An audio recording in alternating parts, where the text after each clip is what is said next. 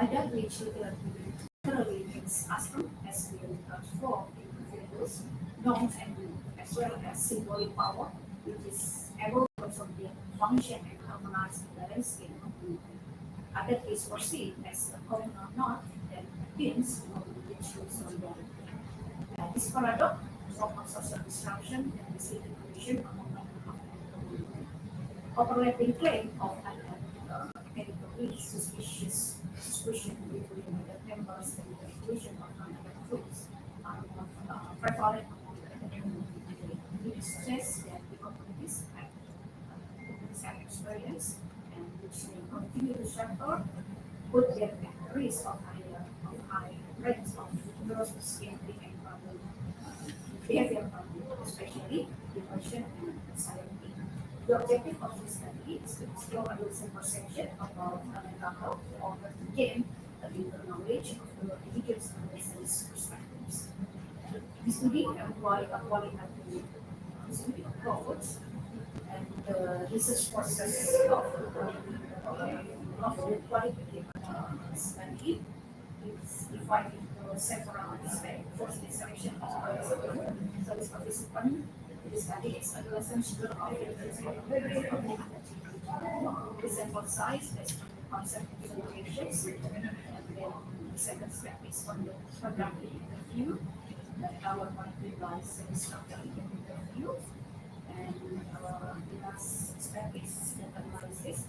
So, data analysis using thematic analysis. For the results, so research analysis of the result of the interview by research interviews the source of direct information on the phenomenon.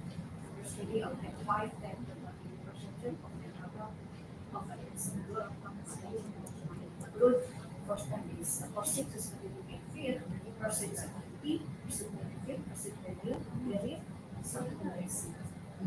The result of the first time so that, or it can be stated the majority of the participants of boys have anxious about experiencing an uncomfortable just because discomfort from research from interviewing participants. And the second So, so conclude. so the conclusion of the report was perception of the data as positive and negative perception. The positive perception is where someone is more open to seeking professional help if they experience mental health problem. Negative perception tend to be more reluctant to seek professional help if they experience mental health problem.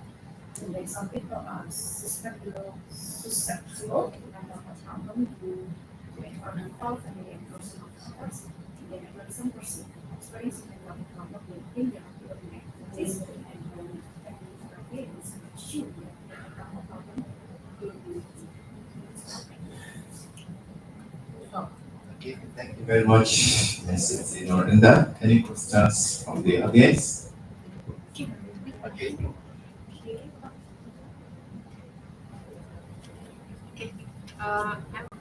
I'm Olia, Mrs. Tino and I. What approach did you use in your qualitative research, and how about the implementation of ethic in your research within indigenous community participants? Clear? yeah. Yeah. So in this study, I use phenomenology approach for the situations about the ethical research images of the event. So uh, basically, ethical research uh, when we doing the research in indigenous community is different from ethical research in general population. So there is a 10 principle of ethical research in indigenous community. Maybe I explain One of them. First is consultation, initiation, and mutual understanding. So researcher must involve indigenous communities in the research process, giving them some control and knowledge to their impacts. And consultation with those who are affected is essential for ethical research into this issue and the result of the work. And then the responsibility for consultation and negotiation is ongoing. Through this consultation and negotiation should achieve mutual understanding about the purpose research. And then indigenous knowledge system and process must be respected. There must be recognition of the diversity and uniqueness of people as well as individual. And then the intellectual and cultural property right of indigenous people must be respected and preserved. Indigenous researcher, individual and communities should involved in research as collaborator. And use of access to research results should be research communities should benefit from and not be disadvantaged by the research project. Negotiation outcomes should include results specific to the need of the research community. Negotiation should result in formal agreement for the conduct of research project based on good faith and free and informed consent. So that's the principle of the uh, ethical research in indigenous community.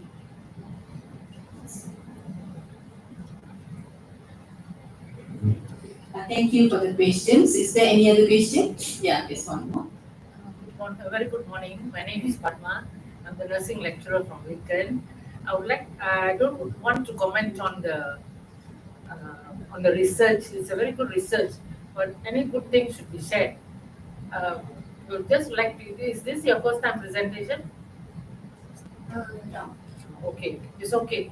Because something is good should be shared. So we sitting behind here, we actually couldn't hear what you were talking. So in future, I hope that your voice, you can throw your voice, there's a mic there, so that we can know what you're talking about. Secondly, if we don't hear you, at least we can see. But the writing there, it's all in green and different colors. So probably you can improve on that. So otherwise, I could no comment on the research topic. The research topic is very interesting. That's why we were trying to get what you're telling. But both of us sitting here, we couldn't hear what you were talking. You know? So in future for others as well, please throw out your voice. Okay. Okay. Thank you very much. Thank you for your service. Thank you for this for the comment, yeah, on the presentation skills. Yeah. Okay. And any other questions? Okay, I don't have. Okay, thank you. Yeah. Okay, so next, let's welcome the next presenter, Gerard Hasitin Artisan. Okay, with the title of Determining Prevalence of Risk Factors and of risk factors of postmortem depression. Okay, is the presenter here? Gerard? Okay, so we move to the next presenter, which is Indah Puspita Sari. Okay, so with your title of the relationship between bullying behavior and teenagers' self-esteem.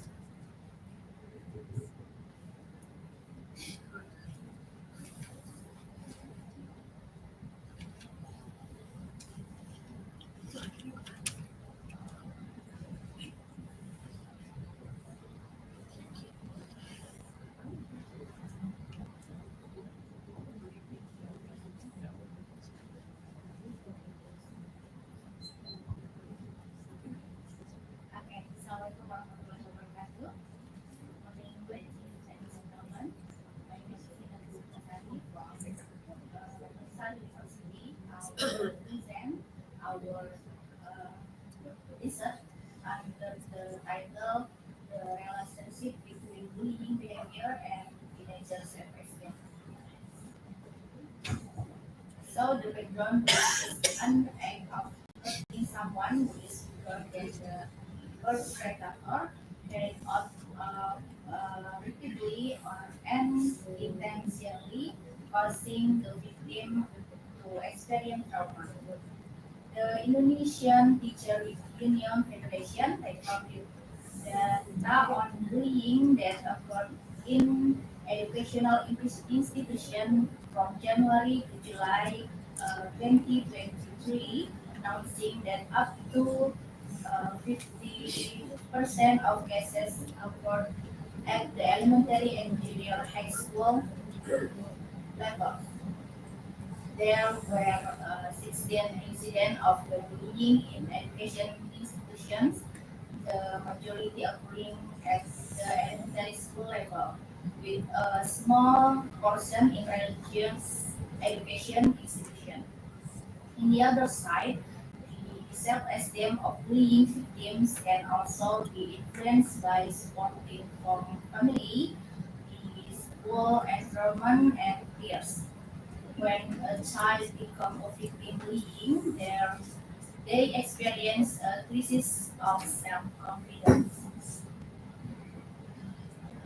So this diagram for illustrate the relationship between the adolescent bullying behavior and self-esteem. During the adolescent individual through developmental stage, which set their concept self-concept, but physically and psychology. This self-concept influences their self-esteem.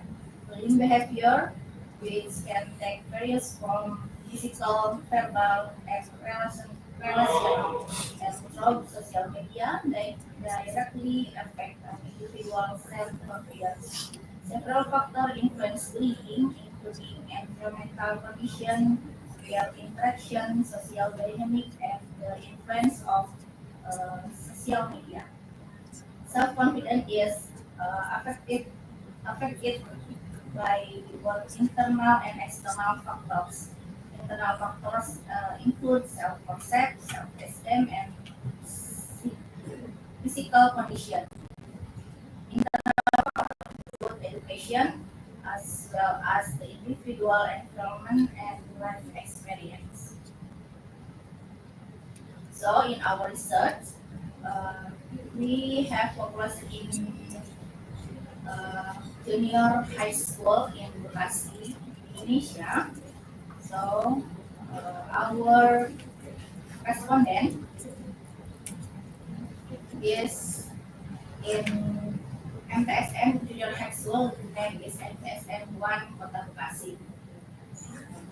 We use the questionnaire from the bullying behavior and self-esteem.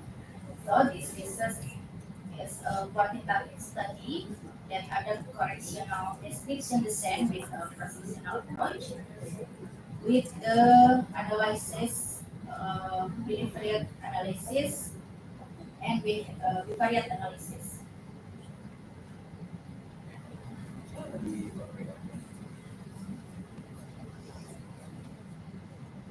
So this result uh, for characteristic our respondent, the gender for male, we get the 41.7%, and then female, 58.3%, and for the age, we get the early adult sign 53%, and mid adult sign 47%, and the late adult sign 0. So for the respondent that receive information 98.3% from the internet.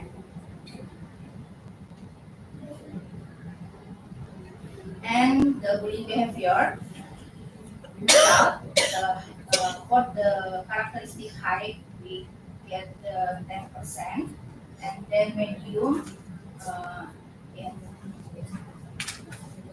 89.7%, and low in 0.3%. So for the self-esteem, we get the good characteristic at the 6.3% and average 77.0% and low at 21.7%. So for the relationship between bullying behavior and teenage self-esteem, we get the asymptom sign for 0.0. So it means the result of the chi-square test. So at p-value of the 0.0, this means the p-value is less more than. Conclude your presentation, please.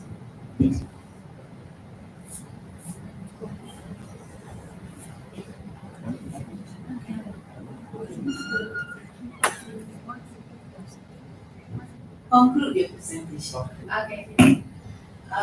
This indicates a significant relationship between bullying behavior and the self-esteem of adolescents and junior high school accessibility in Indonesia. In this context, teenagers who experience bullying tend to have lower self-esteem compared to those who do not experience bullying. Previous research also support this finding, indicating that bullying can have a negative impact on the self-esteem and psychological well-being of adolescents.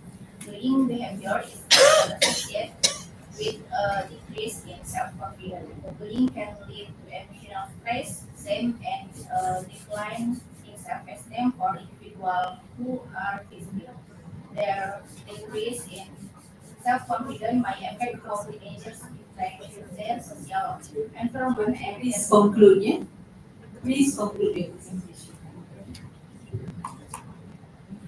Okay, conclusion is respondents with high bullying behavior do not always have good self-confidence.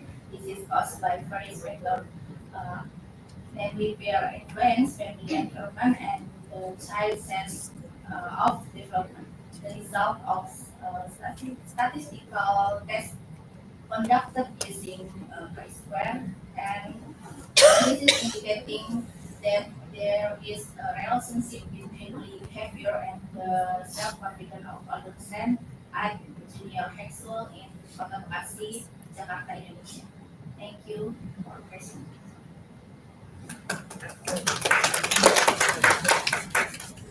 Thank you for the presentation. Is there any questions from the floor?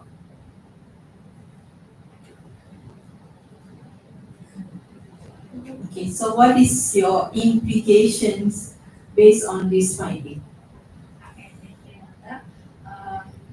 What, from this finding, we can improve to educating the teenager, parent, and uh, teacher in junior high school might be for the prevalent uh, to screening the bullying in school. Like maybe like we can educate to the teenager in junior high school or elementary high school for the bullying prevention. Okay, thank you. So you in a way you telling that bullying should be introduced in the school, okay, on why it happens and how to prevent it. Okay, and also children need to be educated about the bullying, okay, and then the effect of it. Right? Okay, thank you. Okay, so let's move on to the next presenter. Marathon. Okay, on the topic of knowledge and attitude of using FE tablets among women in Sukamera village in efforts to prevent stunting.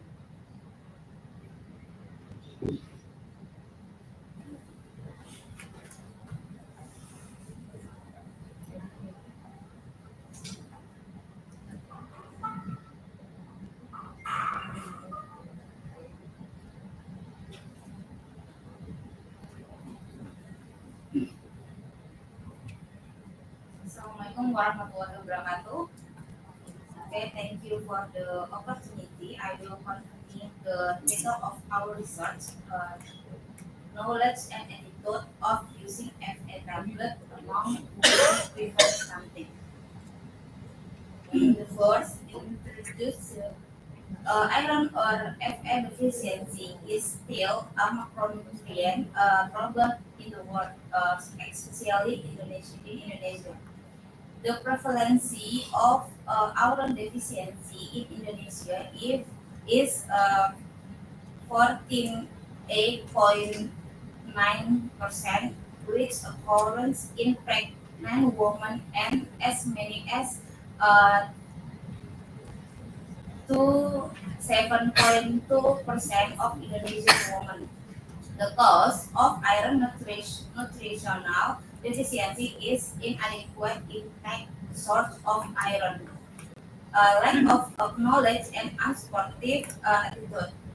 The aim of research is to determine the knowledge and attitude towards using FA tablet among women and effort to prevent stunting. The method, the population, I'm sorry, this is a sample in the research, uh, 3,000 people, and the research period was in March until May. The instrument used the research was a questionnaire. The questionnaire from used the clause and method with multiple choice variant.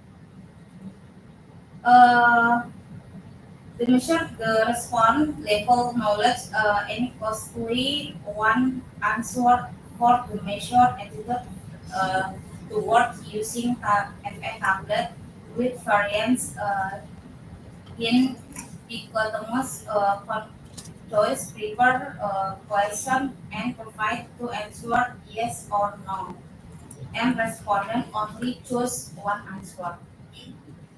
The research used an analytical survey method through a cross-sectional approach, namely collection data all once or one time. The data use SPSS with the chi-square test. The result get ethical approval from Health Research Ethics Committee Ichas Gonzalez. The result of the respondent characteristic and respondent knowledge and respondent attitude. Relationship about knowledge and attitude use tablet FA in women preventing stunting have p-value 0.015. The research results show that there is a connecting relationship between knowledge and attitude of pregnant women regarding consumptive of FA tablets. Increased public knowledge can be supported from the level of education. High level of education will have broad insight into knowledge by trying to find source of information that are useful to this goal. The conclusion, based on the result of research on the relationship between knowledge and attitude towards using tablet FA in women in preventing stunting in Sukamukar village in Bekasi, Indonesia. It was concluded the high characteristic of respondent age 1 until 38 years was 30% elementary school education, 45.7% housewife or not working, 78% and low income, um, and knowledge of WFA among women in preventing stunting in Bekasi. The most numeric category of knowledge enough 30 sorry 43.7%, and attitude 49.3%. The result is that there's the relationship between knowledge and attitude towards using tablet FL in women presenting in a p-value 0.015. Thank you very much, Ms. Anton. So questions from the floor.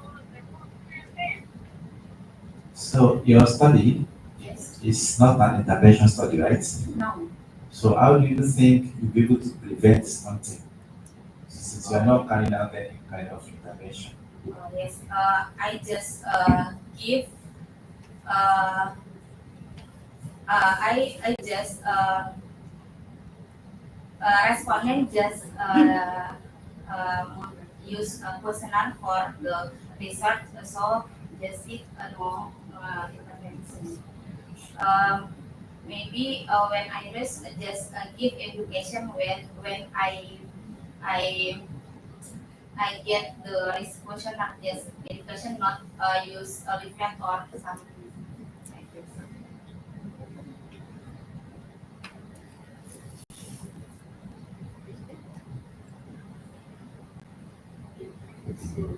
What is your recommendation based on your findings? Okay, recommendation for my research, maybe tablet FA is a macronutrient for the woman pregnant. So maybe woman pregnant we can use the until uh, birth. Do you found out their compliance? You found out their knowledge and attitude. Do you find out their compliance on iron tablets? Do they consume the iron tablets? So the compliance is good. Do you measure the compliance? Okay. So maybe you can you just stop at the knowledge and attitude, also how they compliance, and based on that you can come up with a recommendation. Like as what Doctor asked just now, you can recommend for what is the future educational intervention and also the future research.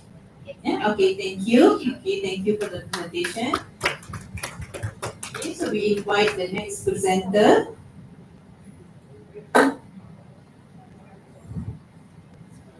Okay. Next presenter is Devi Saputra. Okay. Devi Saputra, okay, with the title of Comparison and Inhibitory Potential of Aqueous and 96% alcohol fraction of Kerteping, China. Okay. And leaf extracts against the growth of Staphylococcus aureus.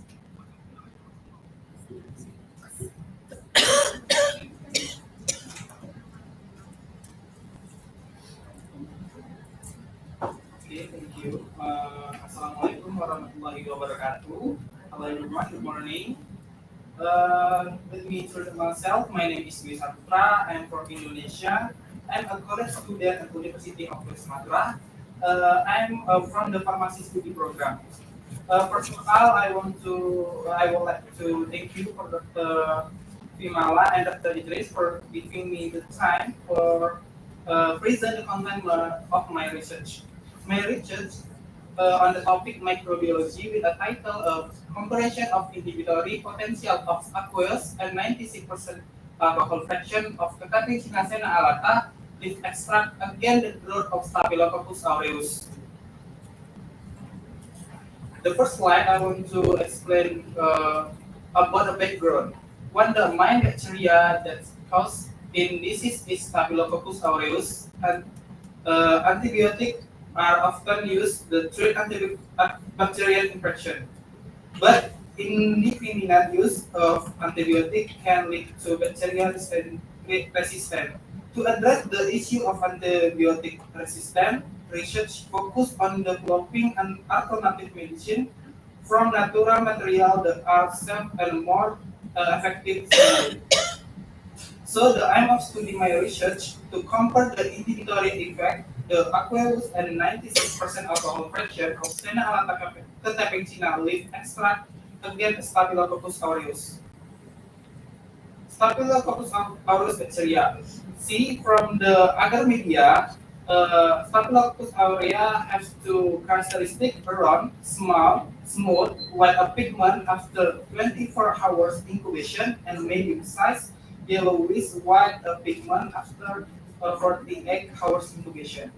And the viewer from a microscope, Staphylococcus aureus bacteria have two characteristics in around insect, purple in color, arranged in irregular group like grape, as and has no spore. Research method number one, the method used was a laboratory experiment with a completely random design. Number two, the extract was obtained from the maceration of Senalata plants and the concentrate using a rotary evaporator. And number three, the sample is studied where Staphylococcus aureus bacteria grown in the pure culture using nutrient agar media. The treatment was divided into for concentration for 40%, 50%, 60%, and 70% with 4 repetition for each concentration.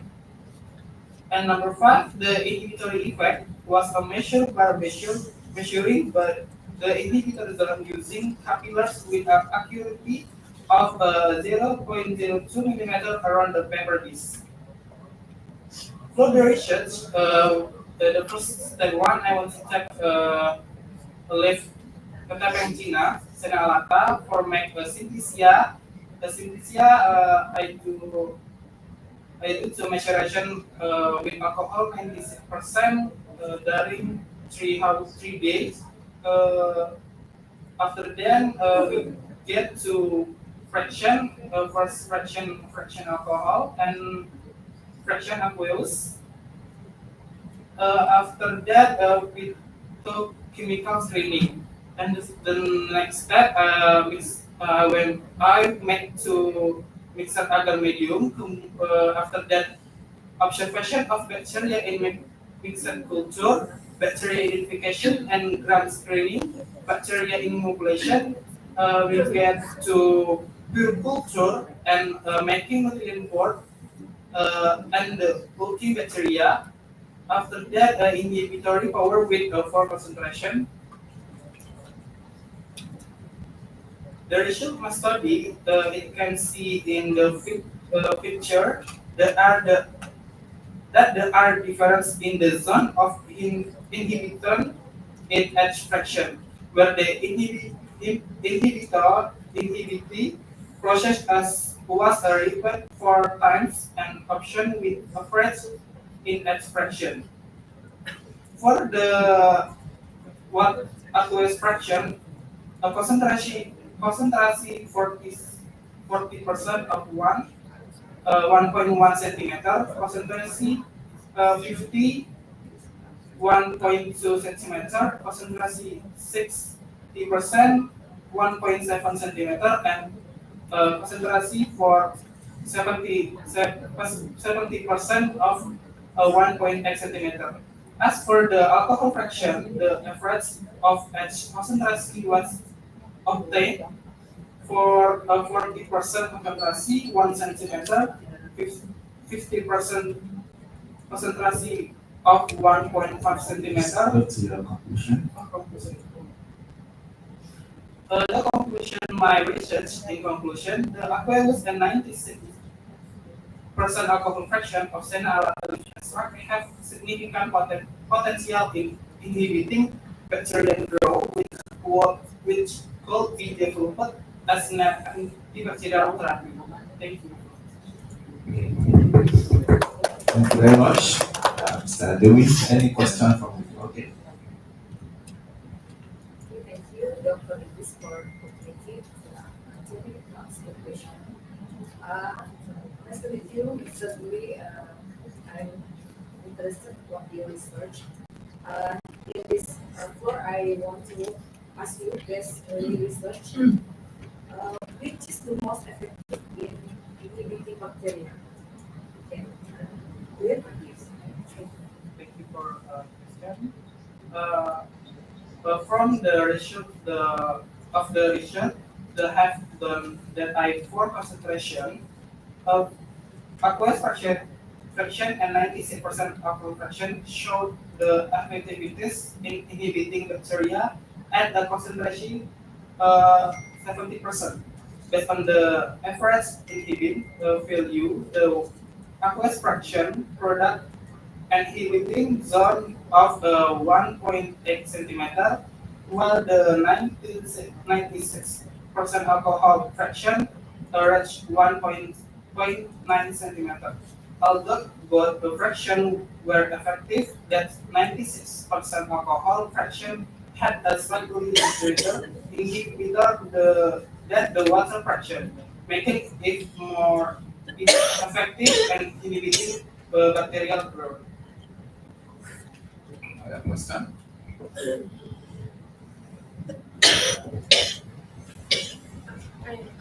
I don't understand. How are you relating this aqueous solution and 96% of alcohol in relating with the senna and the leaf to extract? How are you relating the aqueous and the alcohol? Is it aqueous is effective towards the senna and leaf, or is it the alcohol is effective towards the senna and leaf? So it's a bit confusing here. Can you please explain? Uh, Thank you for question. This discussion of research for significant to Senalata fraction to based to using manual test where the normality is first computed of requests with normality with to fraction to height for p value and point 0.05 in upward fraction being 0.156 and 96% alcohol fraction being 0.652. The manufacturer test shows so the administration signal slack in the both aqueous and 96% alcohol fraction had significant effect on the growth of Staphylococcus aureus. So I can use both. Yes. Both. Yeah, thank you.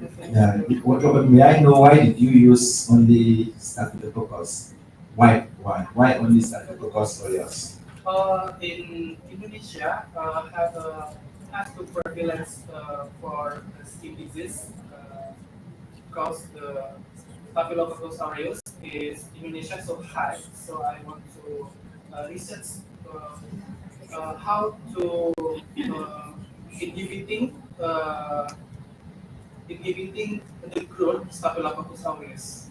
Maybe for your subsequent researches. So because also when you say 96% alcohol, so it's too general. So you want to know, are you referring to methanol or ethanol? So you need to be specific. Because you say 96% alcohol, so that is, you are not sure which of the alcohol. Alcohol is just a general name. So you need to be specific. And then also it's good to use maybe some standards. So you compare your results, your extract with some standards. Maybe like how this tetracycline and so on and so forth. So one question, okay. Okay, I've got two questions, very short questions. Okay, firstly, of course, I mean, it sounds very good replacing senna leaves in the form of antibiotic. Secondly, I want to ask you, is there any clinical trials done on that? And thirdly, um, has any toxicity level been ruled out with this senna leaf So for toxins, for the leaves? I mean, Oh, any well, toxicity for- level have you before applying application? for clarification. Application before application. Clinical trials have been done for this. Have it been done? Not yet. On patients. Since you're saying that this will help to inhibit Uh, the antibiotic usage, right? In replacement. So, has any clinical trials done on patients for the application? go for application. Yeah. Yeah. Practice, practice is good mentioned, I mean. I think the research is still at the lab scale. Still, So it has not been, extended to clinical studies. Perhaps you can put that as one of your recommendations for future studies. Okay? Thank you very much.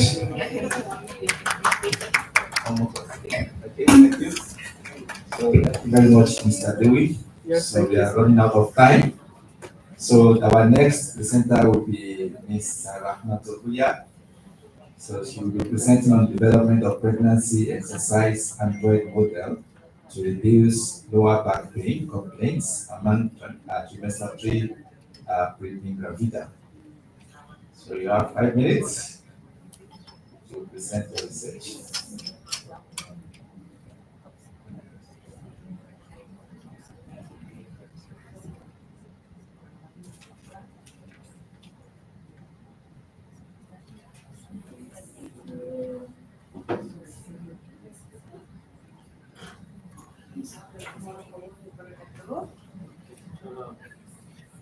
Honorable Professor Dr. Mala and Dr. Idris, and all the participants.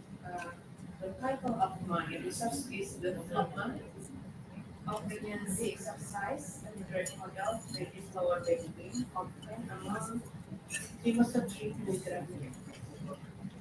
And the background is a woman's psychological adaptation during pregnancy of one causes problem due to complaints experience.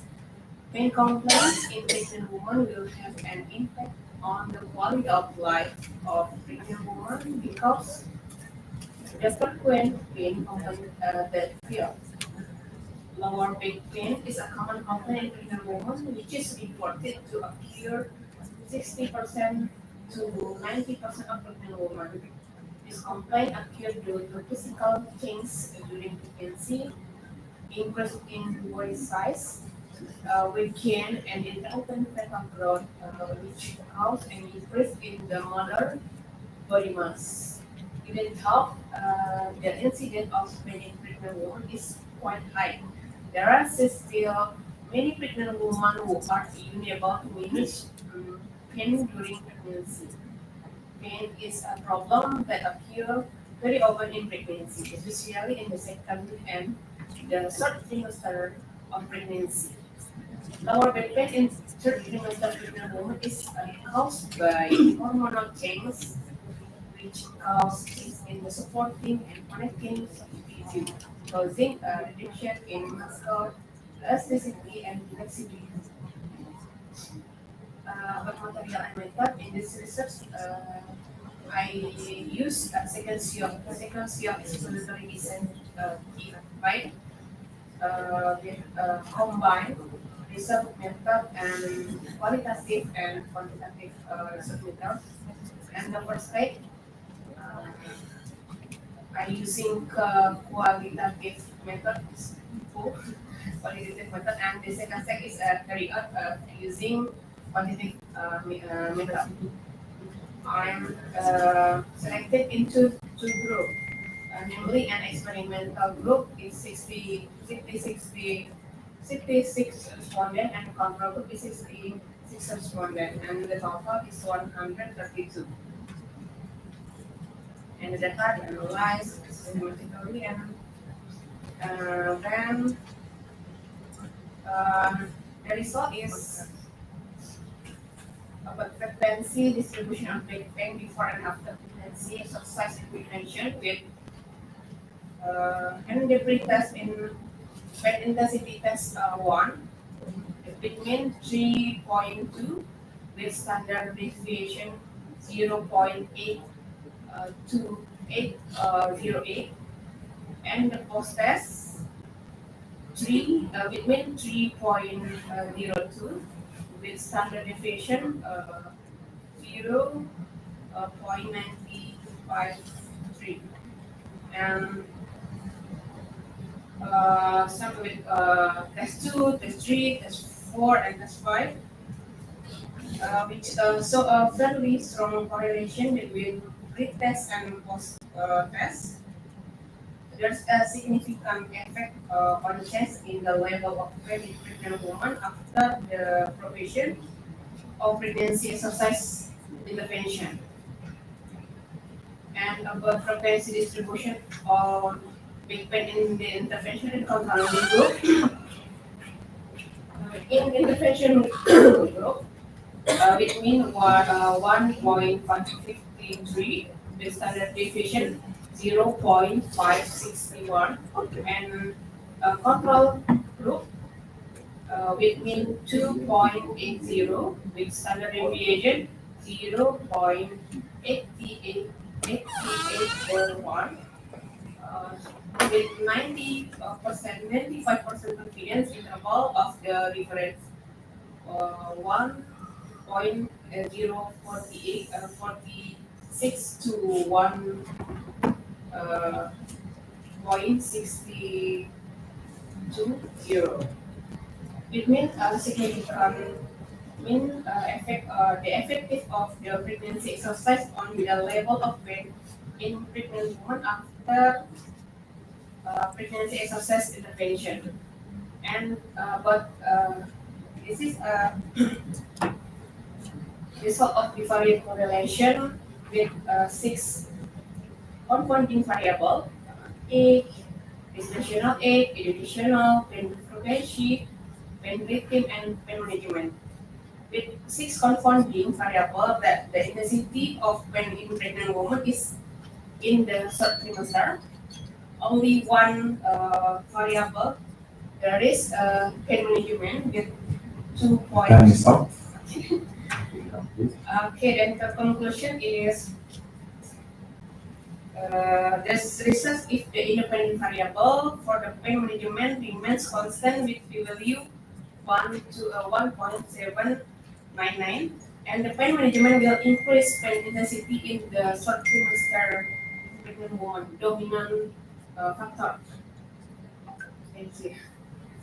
Thank you very much, Ms. Rahman-Hulia, for the beautiful presentation. Let's give her a round of applause.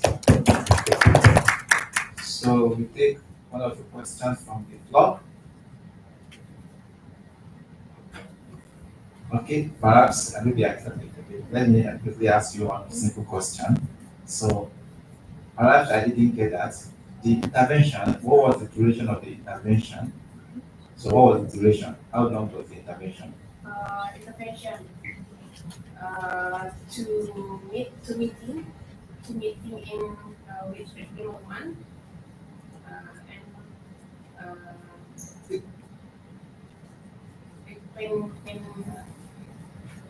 pain intensity test, 5 intensity tests. How many days or how many weeks? How many days? Okay. 1 week. 1 week and 2 weeks. You need to put that very important that you put the duration of the intervention. So we always emphasize on the duration. Thank you for the presentation. Okay, the pain intervention, how do you develop the pain, this exercise intervention, how do you develop it? Android model, the exercise model, Android model. The development pregnancy exercise Android model to reduce lower back pain, pain. Is there currently any exercise that available Yes. for the pregnant mothers? Yes. Then why do you don't use that exercise then you develop another one? Sorry? Is there any exercise currently available? Okay, do you teach the mothers? Normally they teach mothers about the exercise. Yes. Okay, so what is the difference between your intervention and the existing exercise? Is recommended for pregnancy and different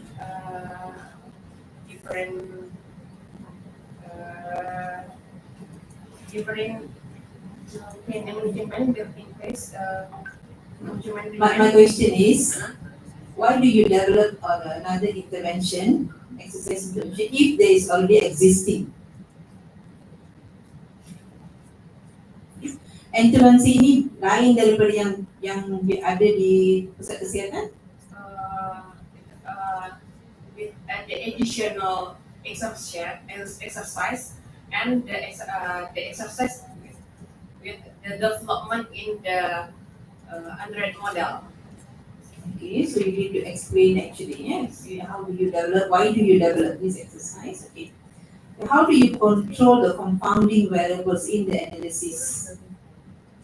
Confounding variable. Compare. This You control the confounding variables yang boleh influence the pain. third trimester pregnant woman with the complaint of lower back pain, and then pregnant woman with the low risk pregnancies. Maybe you have to look into that, yeah? Okay, so what are the confounding factors and how do you control in your analysis? Alright? Okay, thank you for the presentations. Okay, so with that, I will invite the next presenter. Okay, Sri Buharni Putri with the title of Effectiveness of Recovery Nursing Care in Reducing Relapse Symptoms in Schizophrenia Patients.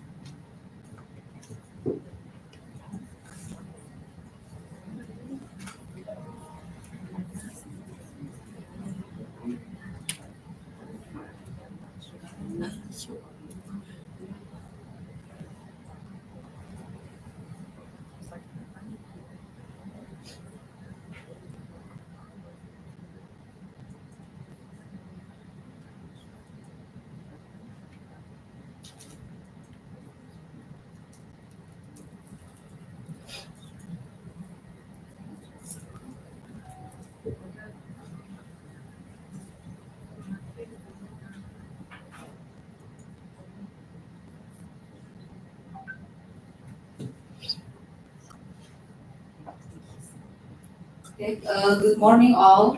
Thank you for Dr. Malama and Dr. Idris this opportunity.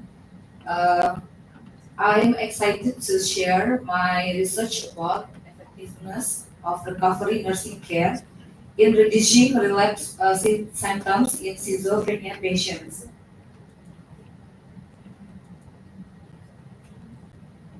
Okay. Schizophrenia is a multifaceted and chronic mental disorder characterized by profound disturbances in thinking, perception, emotion, and behavior. These disturbances can severely impair a person's ability to function, impacting their daily life and social interactions. One of the most daunting challenges in managing schizophrenia is the relapse of symptoms which can manifest as hallucination, delusion, and cognitive impairments. Considering this context, the importance of recovery nursing care becomes apparent. This holistic approach addresses the psychological, social, and physical needs of the patient, striving to enable them to function independently and reintegrate into society. The main objective of recovery nursing care is to provide supportive interventions that foster recovery, ultimately reducing the symptoms and improving the quality of life for individuals struggling with schizophrenia.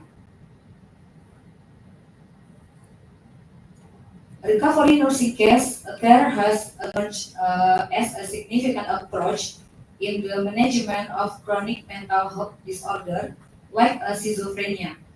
This method focuses on not only alleviating the symptoms but also changing the overall quality of life for patients.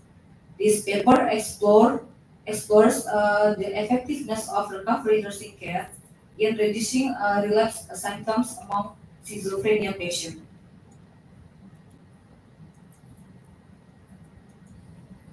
Recovery nursing care. Recovery nursing care is designed as a patient-centered approach aiming to empower individuals and support their active participation in their recovery journey. The care encompasses various dimensions, focusing on mental well-being, building supportive relationships, and promoting social engagement. By emphasizing a holistic view of recovery, This nursing practice incorporates a technique like psychoeducation, skill training, and community-based intervention.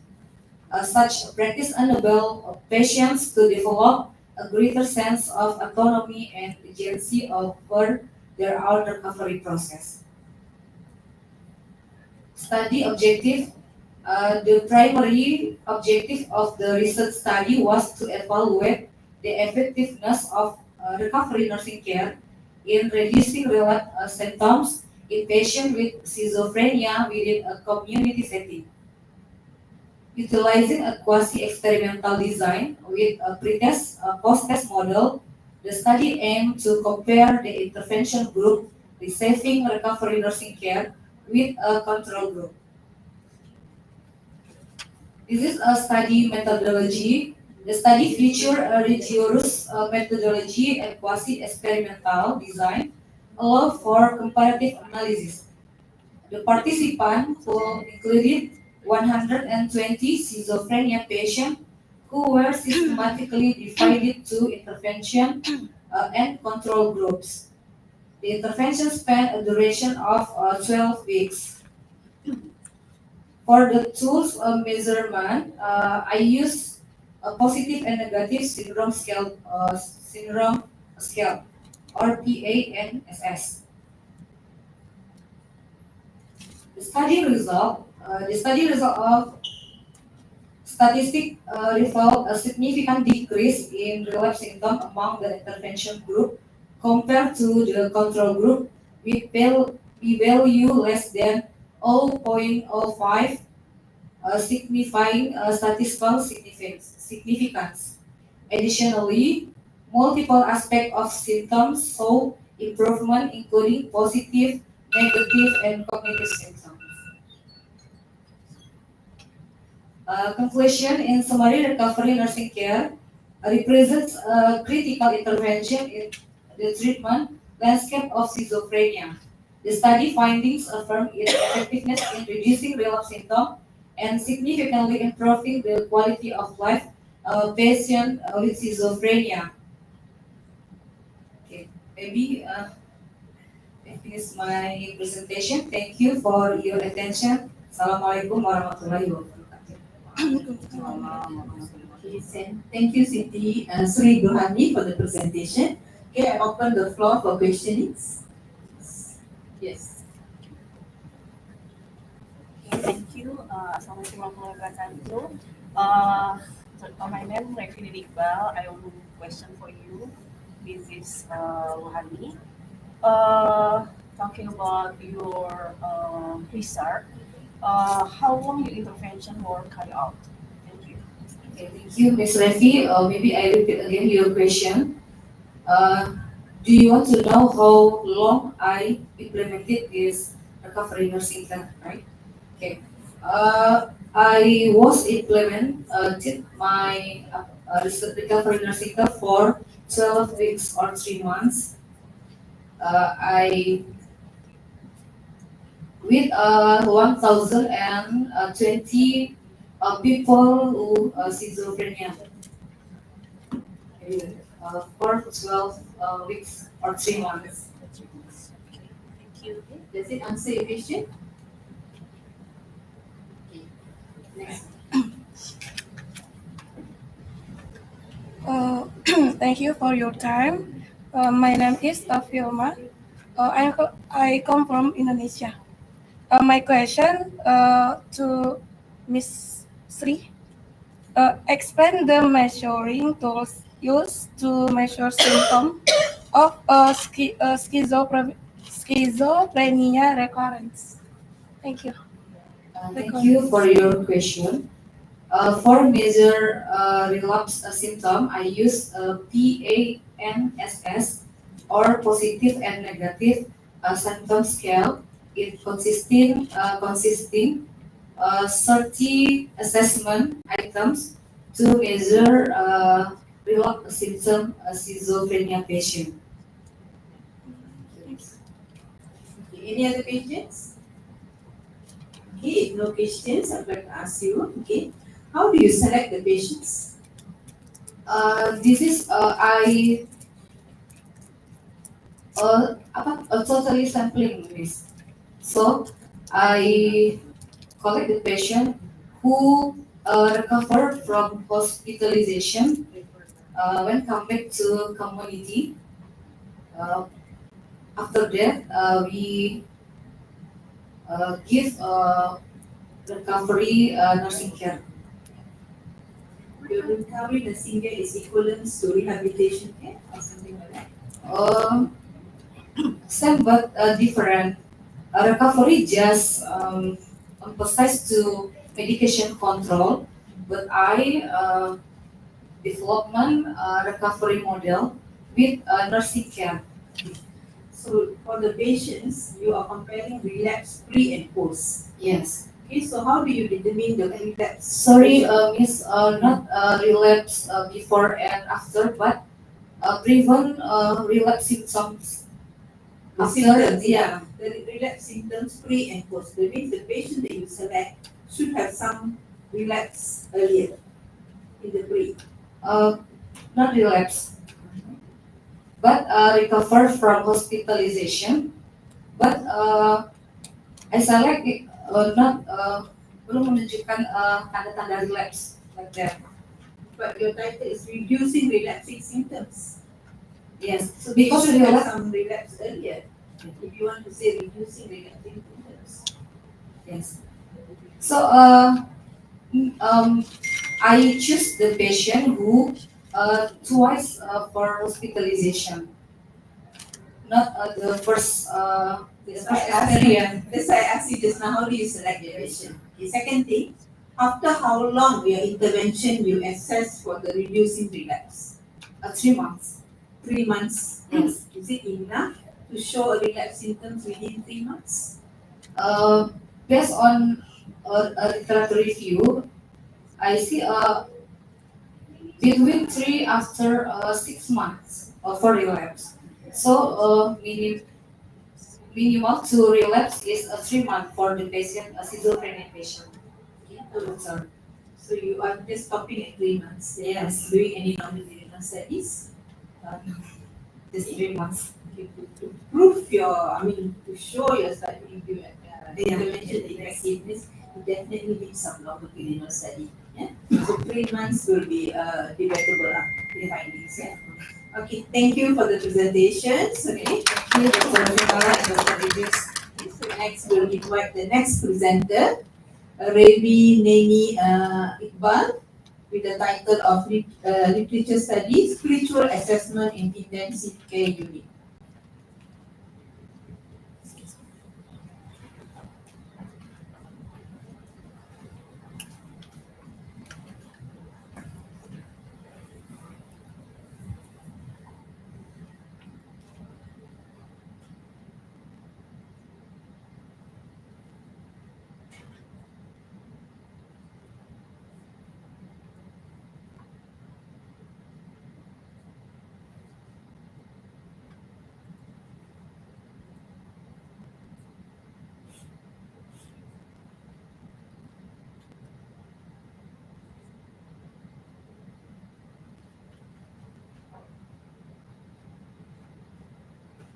Assalamualaikum warahmatullahi wabarakatuh. Good morning, everybody. Introduce myself. My name is Ibrahim Iqbal. I'm from Indonesia. Today I want presentation my research. The title is Systematic Review Spiritual Nursing Care in Intensive Care Unit. Introduction. Most patients in intensive care unit, especially ICU room, undergo intubation. This condition can affect the patient's psychological, social, and spiritual aspects. The role of a nurse in providing spiritual care is still not optimal. We feel the need to help the critical patient and offer spiritual support to patient, but they do not know how to do it. However, the spiritual nursing care nurse need to provide spiritual care to patient not does not yet have a specialist standard and is still title known and understood by nurses. The objective is research is literature review and to conduct mapping based on secondary data to provide a comprehensive understanding of a particular research topic, identify research gaps, and gather evidence for future derived research. The methodology is reset the systematic review was taken from Google Scholar, PubMed, and Web of Science database. The research was conducted between May until July 2023, 2024, by providing certain limitation. The inclusion criteria focus on spiritual nursing assessment, spiritual assessment tool, and ICU. Let's pro publication years using English language. The study followed the Prisma reference. And this is a picture of the article review using Prisma. This is my result, and the R4 of 13 article that I have selected. And then discussion. Based on the mapping result, it was found that spiritual nursing care for critical patients is still very limited, and there are not specific standards for intensive care units in terms of assessment, nursing diagnosis, intervention, implementation, and evaluation. In addition, at the spiritual assessment stage, there are several interesting things, including the medical system in spiritual care, religious communities that support the spirituality of the relationship between patient and doctor, and of life care and quality of life in patient approach death. And the last conclusion, there are not standard for spiritual nursing care, or there is still very little spiritual nursing care, especially in intensive care unit, that nurse can provide spiritual nursing care to patient. Thank you. Okay, thank you very much, Ms. Neni, for your presentation. So let's give a round of applause. So, question from the topic. Thank you. I want to question Mr. Rafi. Madam. Question what limitation found during the cinematic review? Thank you. Okay, thank you for this question. Uh, the limitation of the research is followed that there were still few articles available about nursing care in intensive care unit, especially for in ICU. And then they were not standard for spiritual nursing care in hospital in general for Indonesia, and that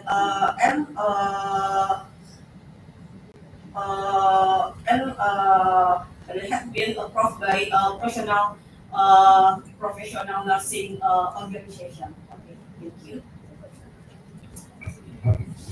Okay, other question?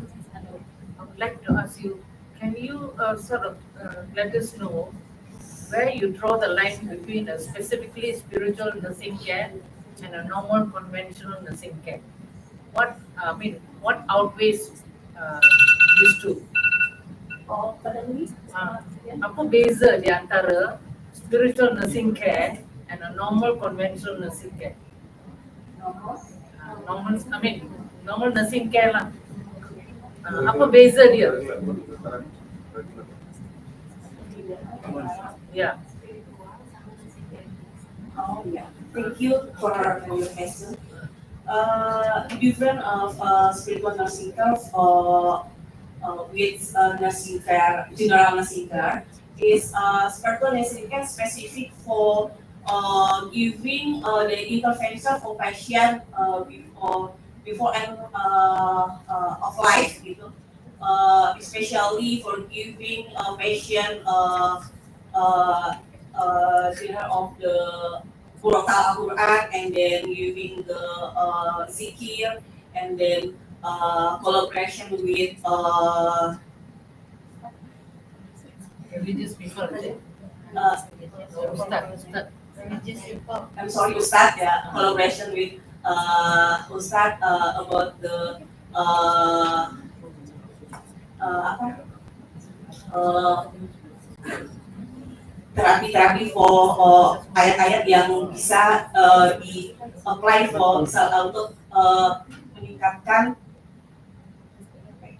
untuk mendekatkan diri kepada Tuhan yang Maha Esa. For example, this. Tapi dia tajuk tu assessment kan? Yes, assessment. So any assessment tool that you. Oh yes, okay.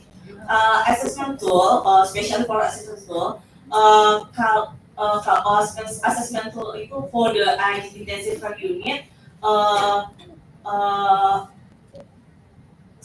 sometimes ada beberapa picture in yang sorry I can't Indonesian language yang saya dapatkan dari beberapa artikel dari luar itu mulai dari saya lihat penilaian dari gambar pada pasien-pasien yang terpasang intubasi di ICU, and then ada pula penilaian dari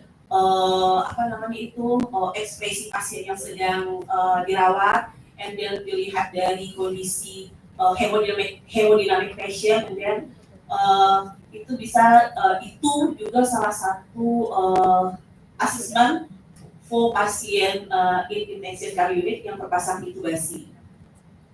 But general assessment for patient kita just assessment for hanya mengkaji tentang fisik secara umum saja, tapi tidak spesifik kepada bagaimana mendekatkan diri pasien kepada Tuhan. I think this is my answer. Sorry. Okay. To conclude your presentation, Ravi, because the presentation just now, you do not share the proper content actually. In your spiritual assessment in ICU inclusive only Indonesia. Your literature review only include literatures from Indonesia. Literature review, how only Indonesian papers? Yes. Only Indonesia. No, only Indonesia. I review 3 best data, Google Scholar, and then PubMed, and then Science of direct. So the presentation actually, you should include actually how many literature you reviewed, what is your definition, how many literature you reviewed, which are the countries, okay, and then what are the actual findings.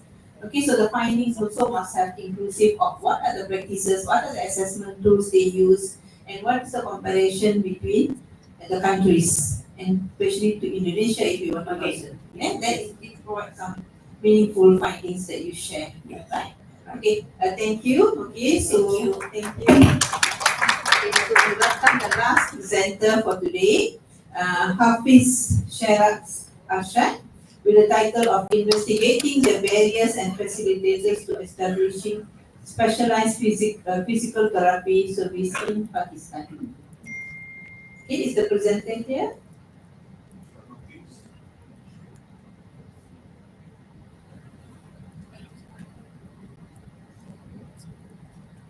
Was here just now, is it?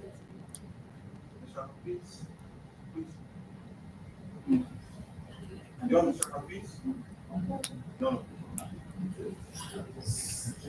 So should we close the session if there's no presenter? Jaral is there. Is here, is it? The presenter? Okay, so we are missing the last presenter, Hafiz Sherat. Okay, so if it's not here, okay, so we will conclude the presentation for this morning. Thank you so much to all the presenters and audience for your time. Okay, so we thank for your time, okay, and for having this morning with us. Thank you.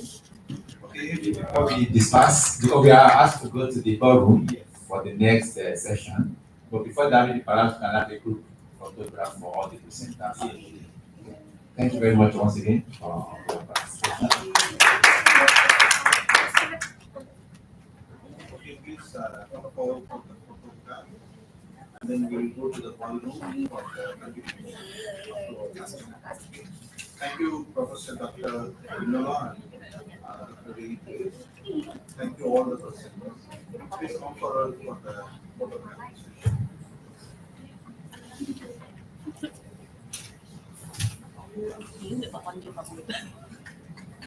Here,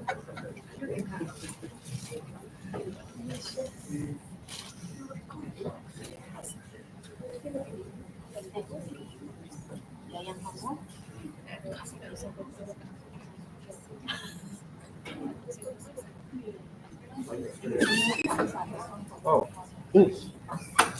I thought another one is good. One person does not arrive. And if you take one, one more. One more. Wait. He just arrived from Pakistan. Happy. Oh, No. No problem. We reopen back. last presenter. One more presenter, yeah? Oh, One more.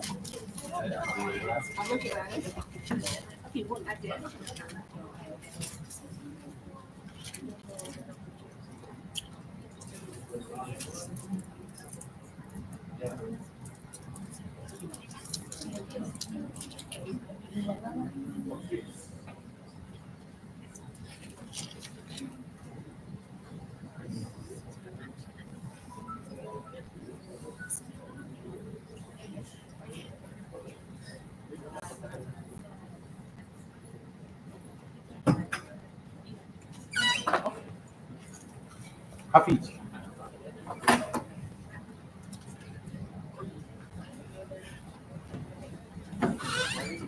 Go. Mill.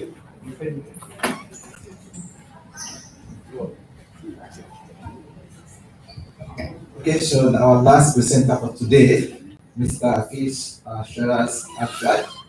So we're presenting on investigating the barriers and facilitators to establishing specialized physical therapy services in Pakistan. So you have just 5 minutes for presentation.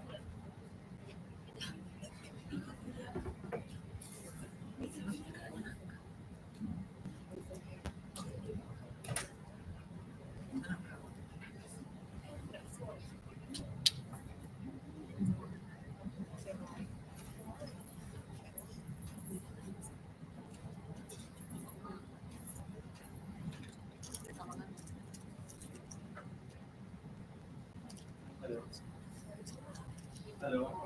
This is PhD scholar and I'm from Pakistan. And PhD scholar of rehabilitation sciences. And this is my topic, innovative online crop rehabilitation algorithm, conceptualization, design, implementation, and initial pilot study. Actually, this study is the pilot study, and this chapter actually provides a comprehensive overview of innovative algorithms which were designed for this pilot study and for the rehabilitation of the stroke patients. And the rationale of this study is to development constituting unique needs, challenges faced by stroke patients and healthcare providers.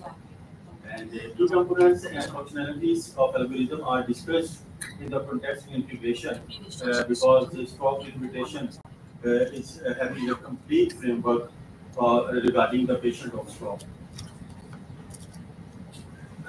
This study aims to develop an online stroke rehabilitation algorithm for the early physical activity of stroke patients in ongoing rehabilitation.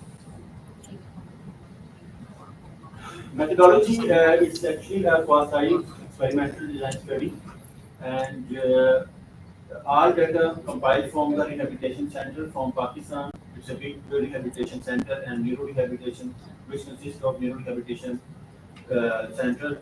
And in October 2022, approved by the statutory body of the hospital, CME Hospital, Chaudhry Muhammad Akram Teaching and Research Hospital, which is the 450 bedded hospital, and where data get compiled from that hospital. And the stroke physical activity questionnaire, which was developed by me and by my experts and other experts, and after that algorithm can be algorithm pattern, algorithm schedule, algorithm stroke rehabilitation, treatment pattern can be evaluated. And ethical consideration, participant confidentiality, and informed consent are promised. Data collection occurs in three phases: enrollment, assessment, and pilot study of full-scale treatment, which will be assessed by the SPSS software. Results of these studies are a significant improvement in early rehabilitation aspects, including mobility, activities of daily living. The online management system correlates positively with increased adherence of exercise to more comprehensive engagement in rehabilitation. The pilot study suggests that integrating an online management system with a carefully crafted clinical algorithm positively influences early physical activity in stroke patients, potentially enhancing their overall quality of life. Regarding this question, it's a quasi experimental study, and according to this study, algorithm treatment, according to algorithm treatment, is most feasible as compared to other studies and as compared to other treatment pattern and as compared to other treatment schedule which are used for the stroke patients. And the current study suggested that technology-oriented healthcare intervention are effective for. It's a technology-oriented algorithm, clinical algorithm, and which are effective for stroke rehabilitation or rehabilitation. As the online management system with a carefully crafted clinical algorithm enhances to exercise and more comprehensive engagement in rehabilitation. Another study performed by Johnson and Knight with our studies testing effectiveness of computer-assisted tele-rehabilitation in stroke patient. Another study performed discussed development and the validation of the health system for the stroke rehabilitation. And these are the reference of some studies which are figured in my finance. Thank you very much for the very good presentation. Let's give him a round of applause. So questions from the floor?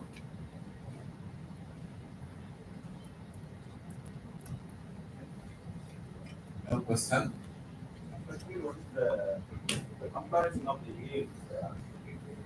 It's 20 to 65. Yeah, it's only used for the patient of by the age of 25 to 60. Because stroke rehabilitation, first of all, I have surveyed all the stroke patients and the age of the patient, and that would suggest that would consider these rehabilitations for these kind of patients and these people. Yes. Okay, so based on your study, what do you find the most barriers for establishing your physical therapy in Pakistan? Actually, this is many type of studies and many type of exercise treatment patterns were used in other countries as well as in Pakistan, but no one can suggest a scheduled and from patient when patient is bedridden and patient is going to areas. Okay. Then also I have I was trying my best in algorithm pattern manage all the things in under one roof and under one treatment and in one protocols.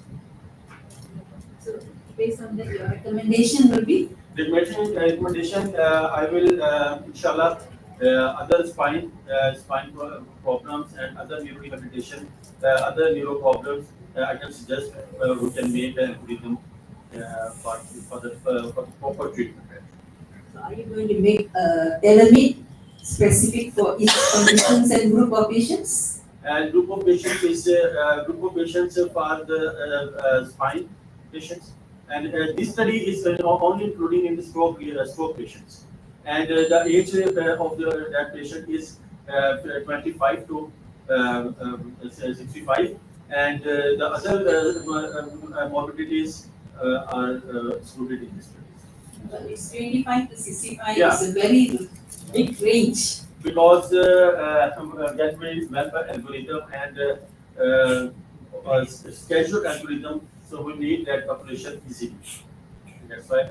And I told you I am also survey the hospital patient ratio. Then I will decide to make a patient 35. Maybe in a real study you might find Yeah. a different kind of various Yes. and also for tailor-made age groups. Yeah.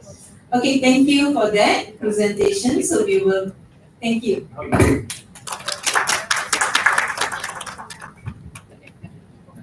Okay, thank you very much, everyone, for your participation and your cooperation. So with that, we have come to the end of the session.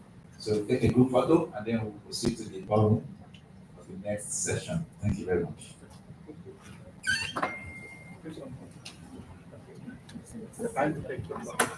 You want to give, I think I need to come for the.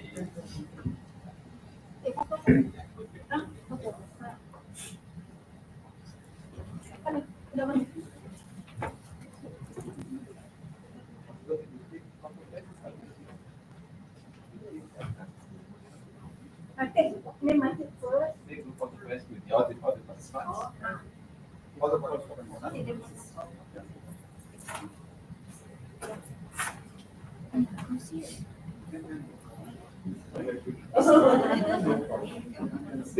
Yang terakhir mengiring kak. Kalau tidak gambarnya. Mirror.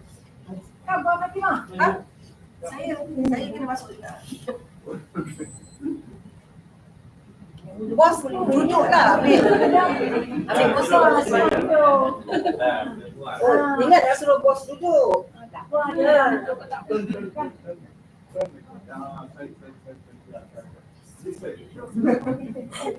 Pusing ni, pusing.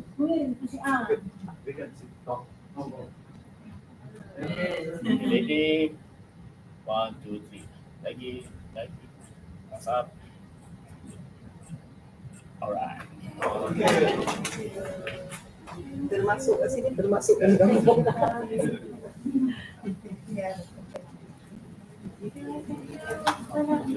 Selesai. Selesai. Buat check up. Kepala rasanya kayak di otak. Check out. Ya. 1, 2, 3.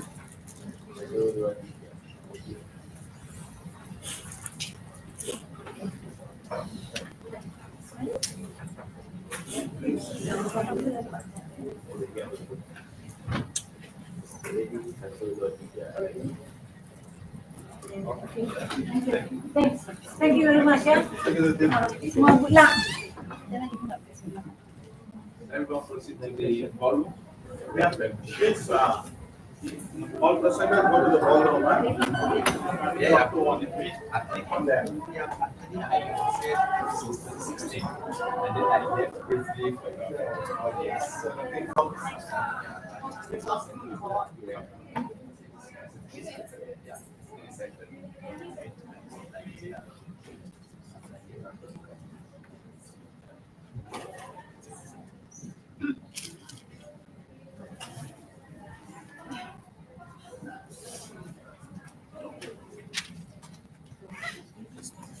yeah.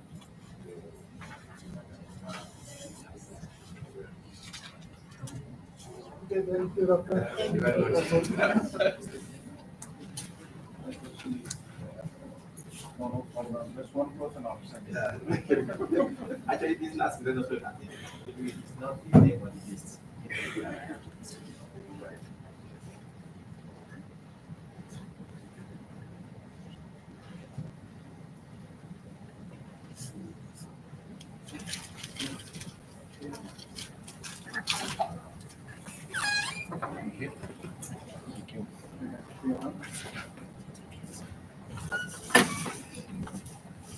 Semua kat main hall ni.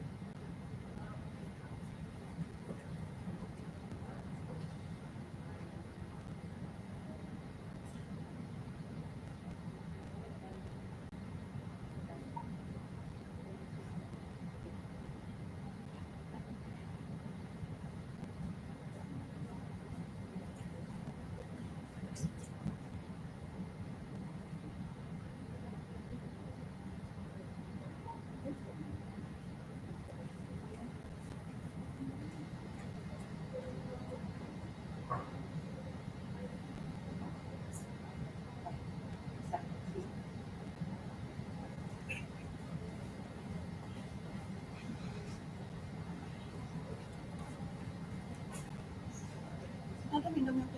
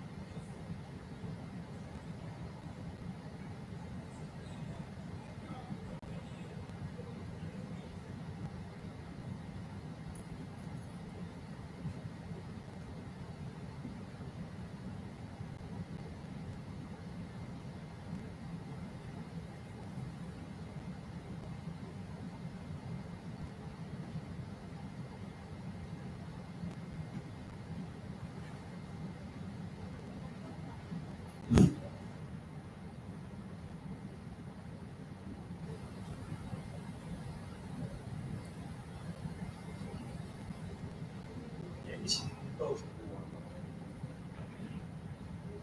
哎，你认不认识国内的中建几局、中建几局？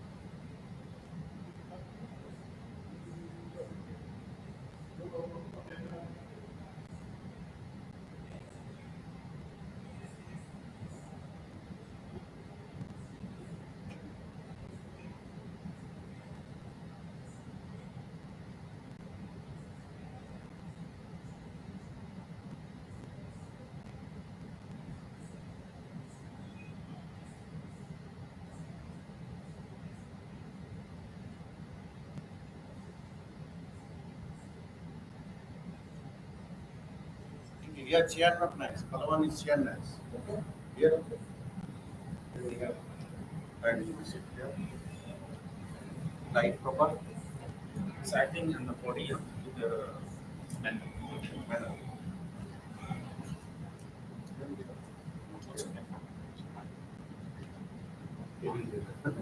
Banner also there.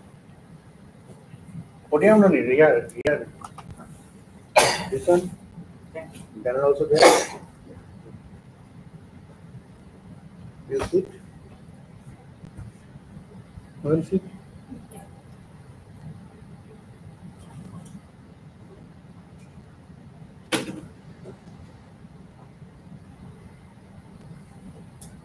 So what do you want me to say? What do you feel? Means you are attending Ichas and how you feel that you tell. Presentations, etc. We have attending 2 days. So you just The overall session.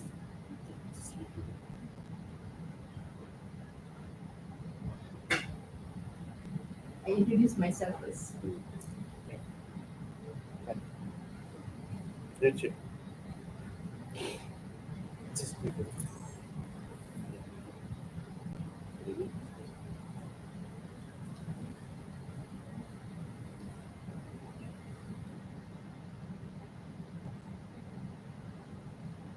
Hi, my name is Vimala. I'm a lecturer from University of Malaya.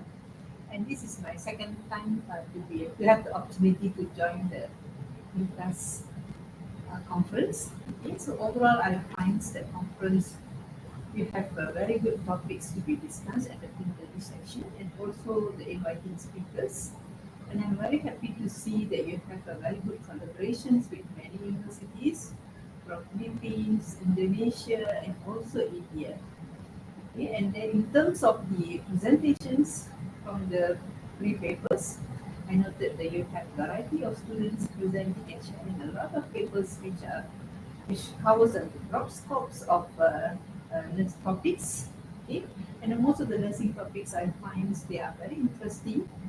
Okay, and then I find the students are really presenting various aspects of nursing actually. Okay, and in terms of presentations, 5 minutes maybe is just a short times. Okay, for them to share actually the findings and about the study.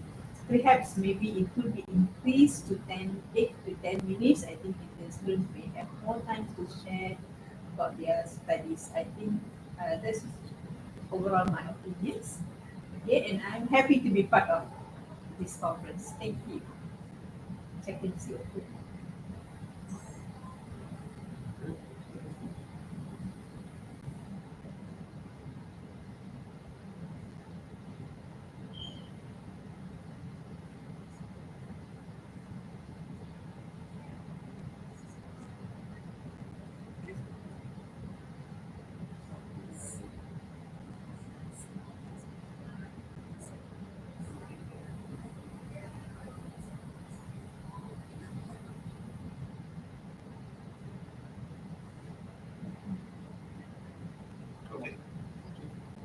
এই তো চলছে Okay, that's all.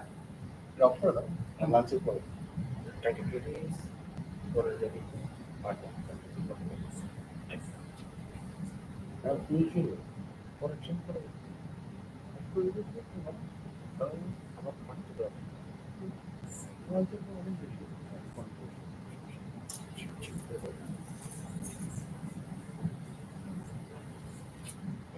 Okay, next one.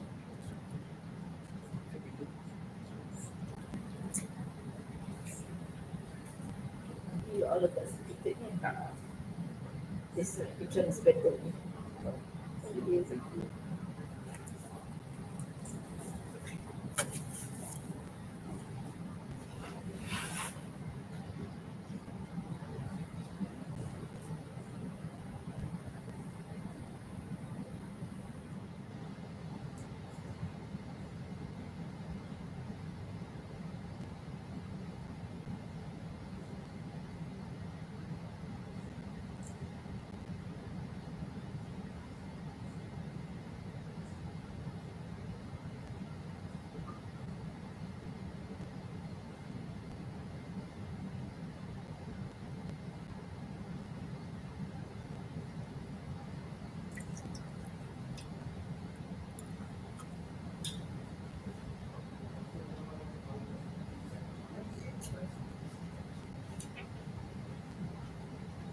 in bahasa Inggris.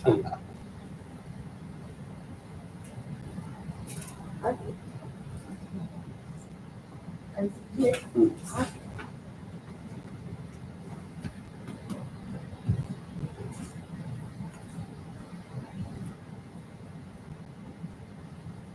Ready? Okay. Ready or? One minute. I must introduce. Okay. Ah, Ulangi. Repeat again. Belum ya? Sudah mulai belum? Belum. Okay. You want to write? You can write those. Ya, right. Sebentar. But you write C and don't tell. Ya, oke. Sedikit aja. Ah,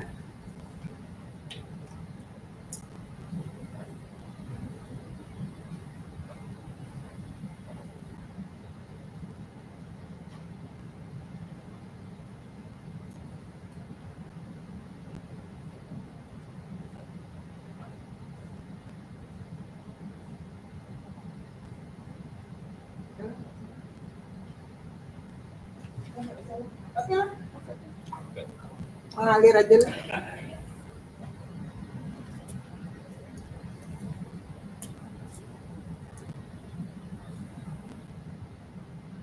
Yeah.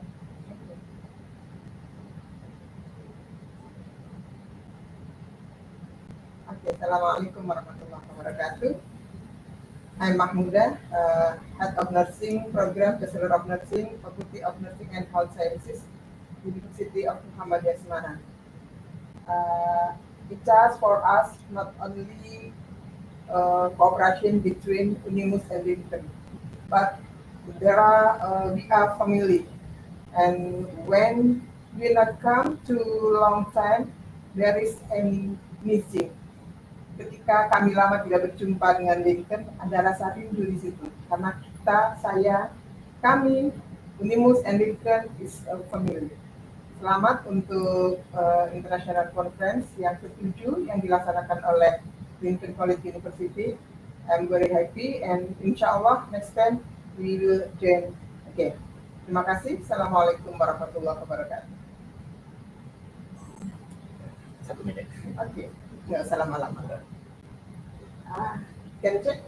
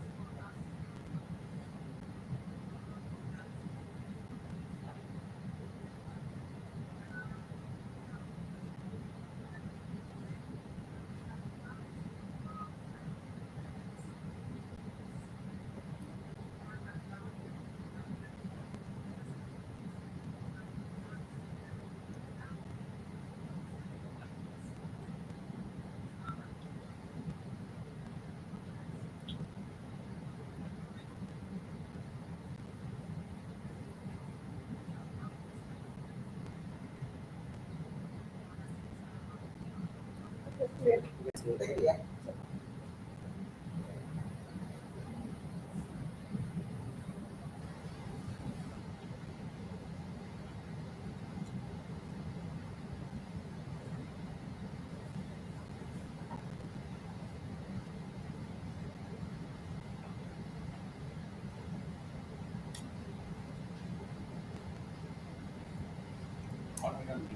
Before launching is sir, we are taking for 2 minutes.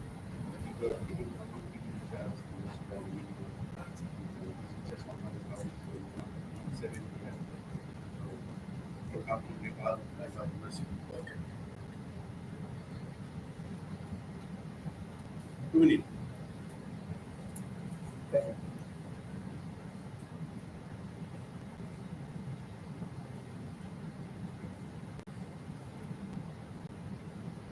Ready, sir?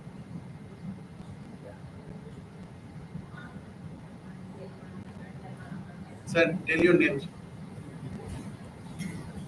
Hi.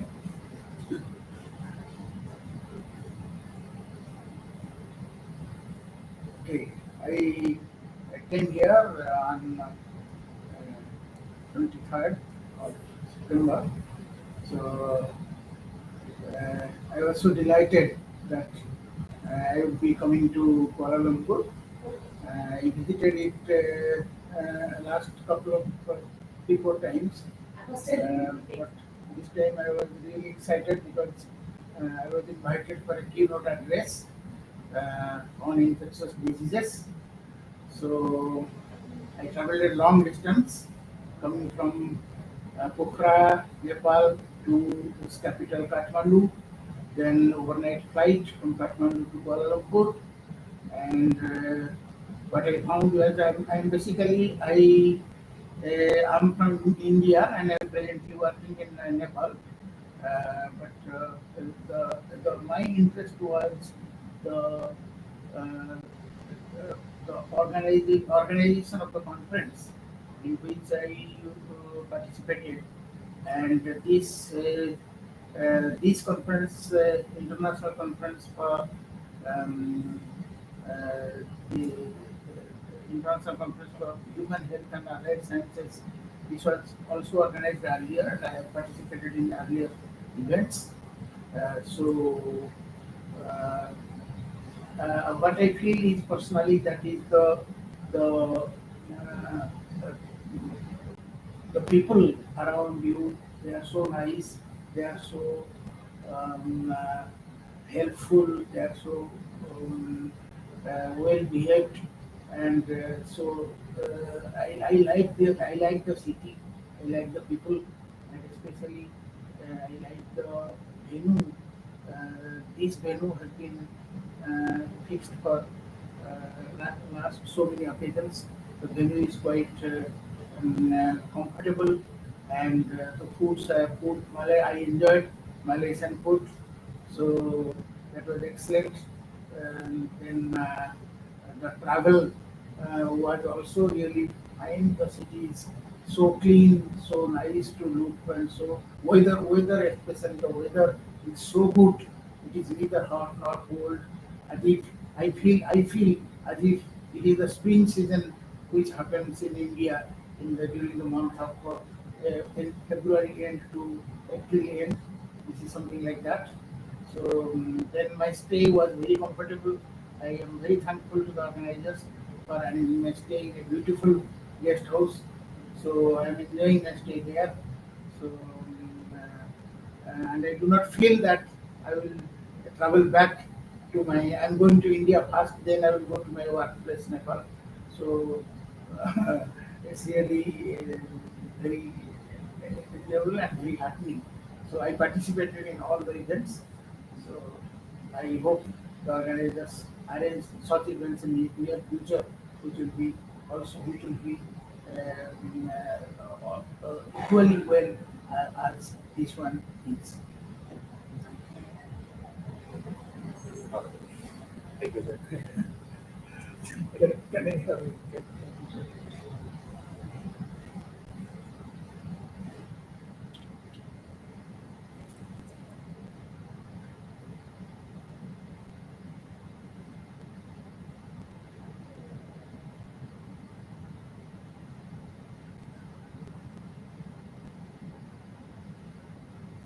Then some if you put into computer, everybody will check it's real not real.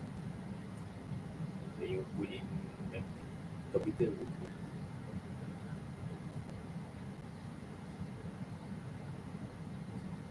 Almost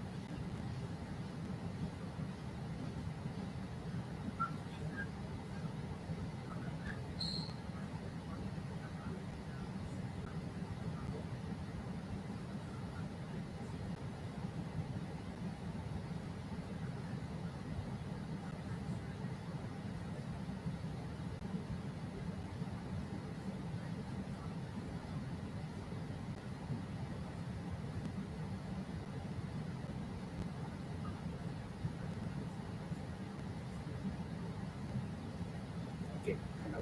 Thank you.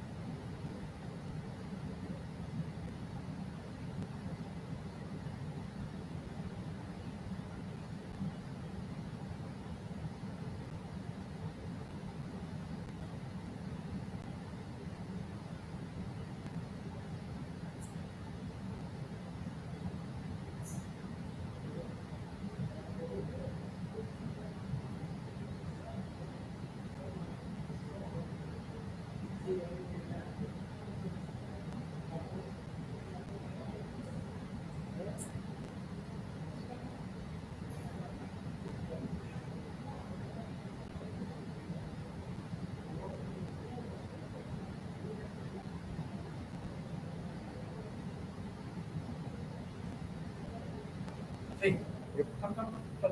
Ready? No more? No more. Let it be.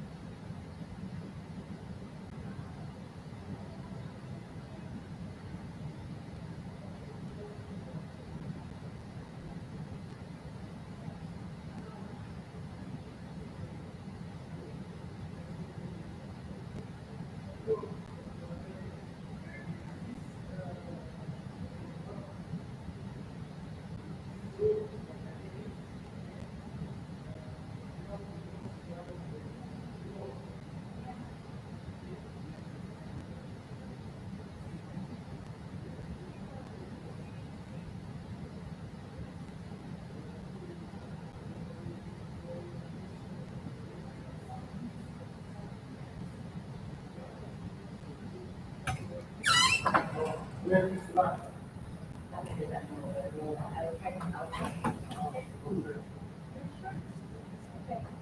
because I'm going to brush. I'll be the chairperson. Okay, I'll see you around.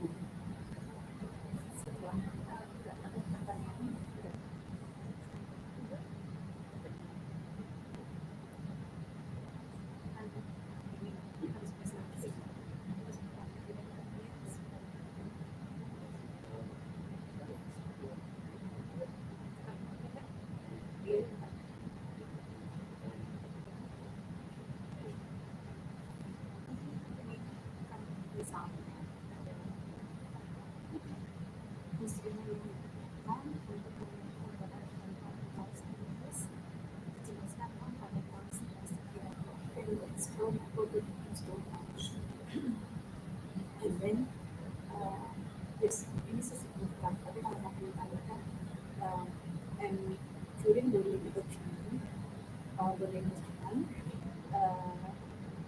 apa, what, what can a mother do to her children? Jadi selama medical training itu apa yang dilakukan oleh ibu pada anak? Ya.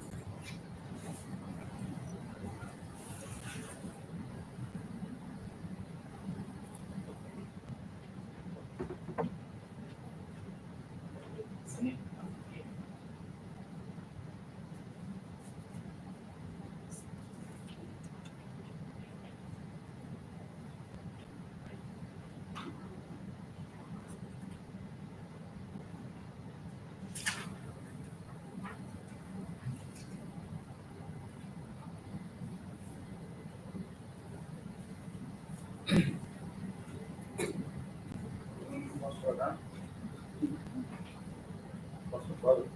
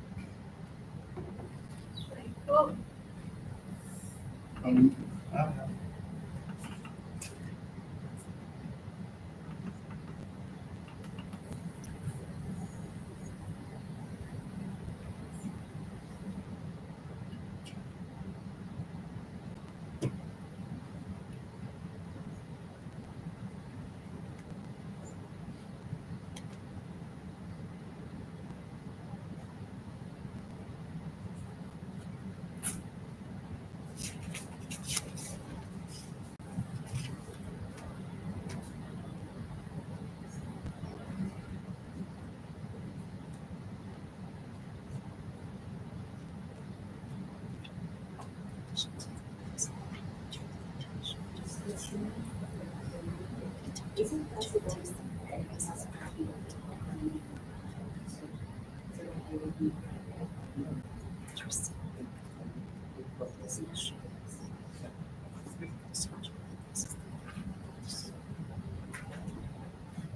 You have to do Yeah.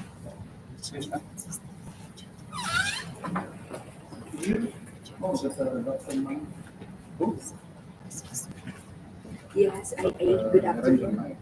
Good afternoon, Dr. Yes. Kuda. I need to have a copy of the program so that I will be guided as to the presentation. In online, you have this one you keep. After he take, he give you. Yeah. Then I check. Yeah, sure.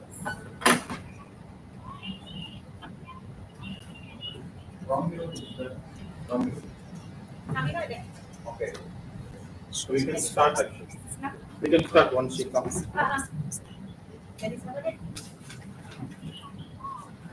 So cool.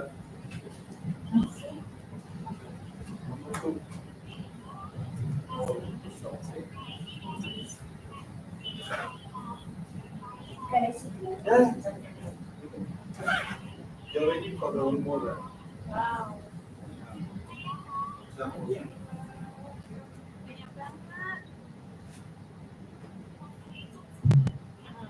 Ya udah.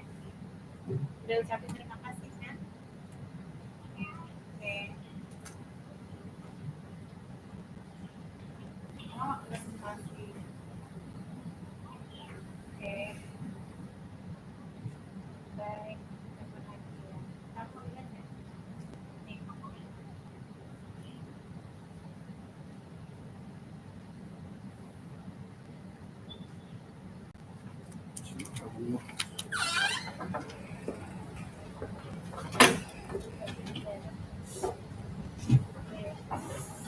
Dulu ya. Dadah.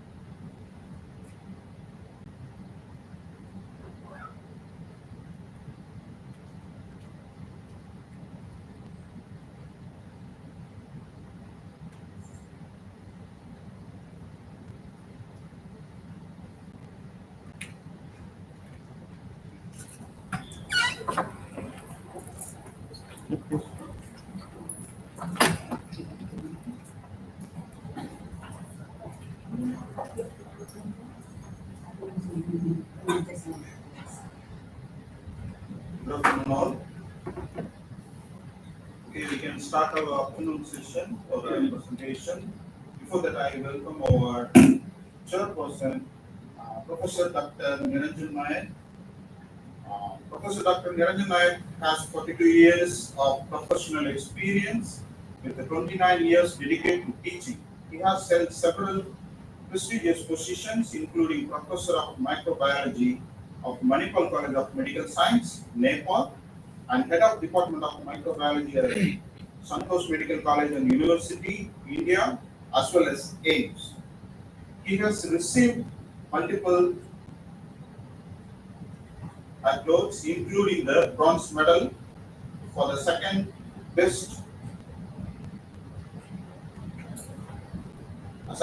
research work 1986 and the silver medal for securing the highest mark in his MD examination 1987 at PGIMER, Chandigarh.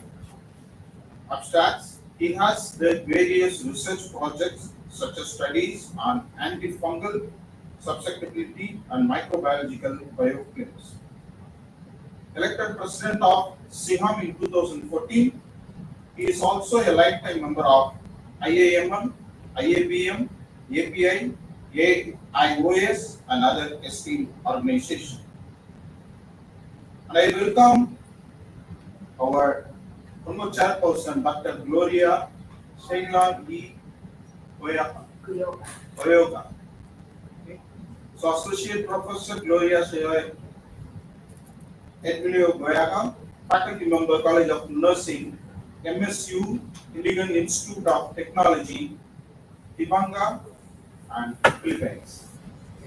Welcome, professors and doctor.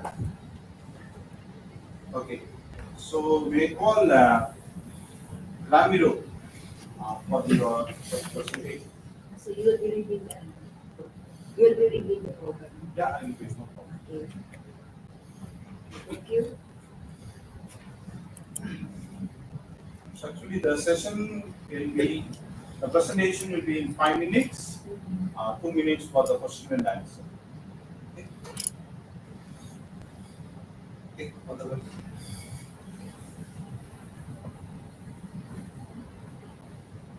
Okay, thanks for the time is given to me to present my article entitled the Bibliometric Analysis of Factor Associated with the Incidence of Pre-Hospitalization and Congestive Heart Failure Patients using post-period.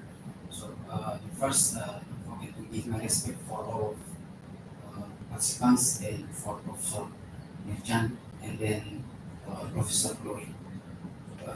Okay. Introduction: congestive cardiovascular disorders is a condition in which the heart does not draw enough blood so that the body's needs, such as nutrients and oxygen, are not fully met.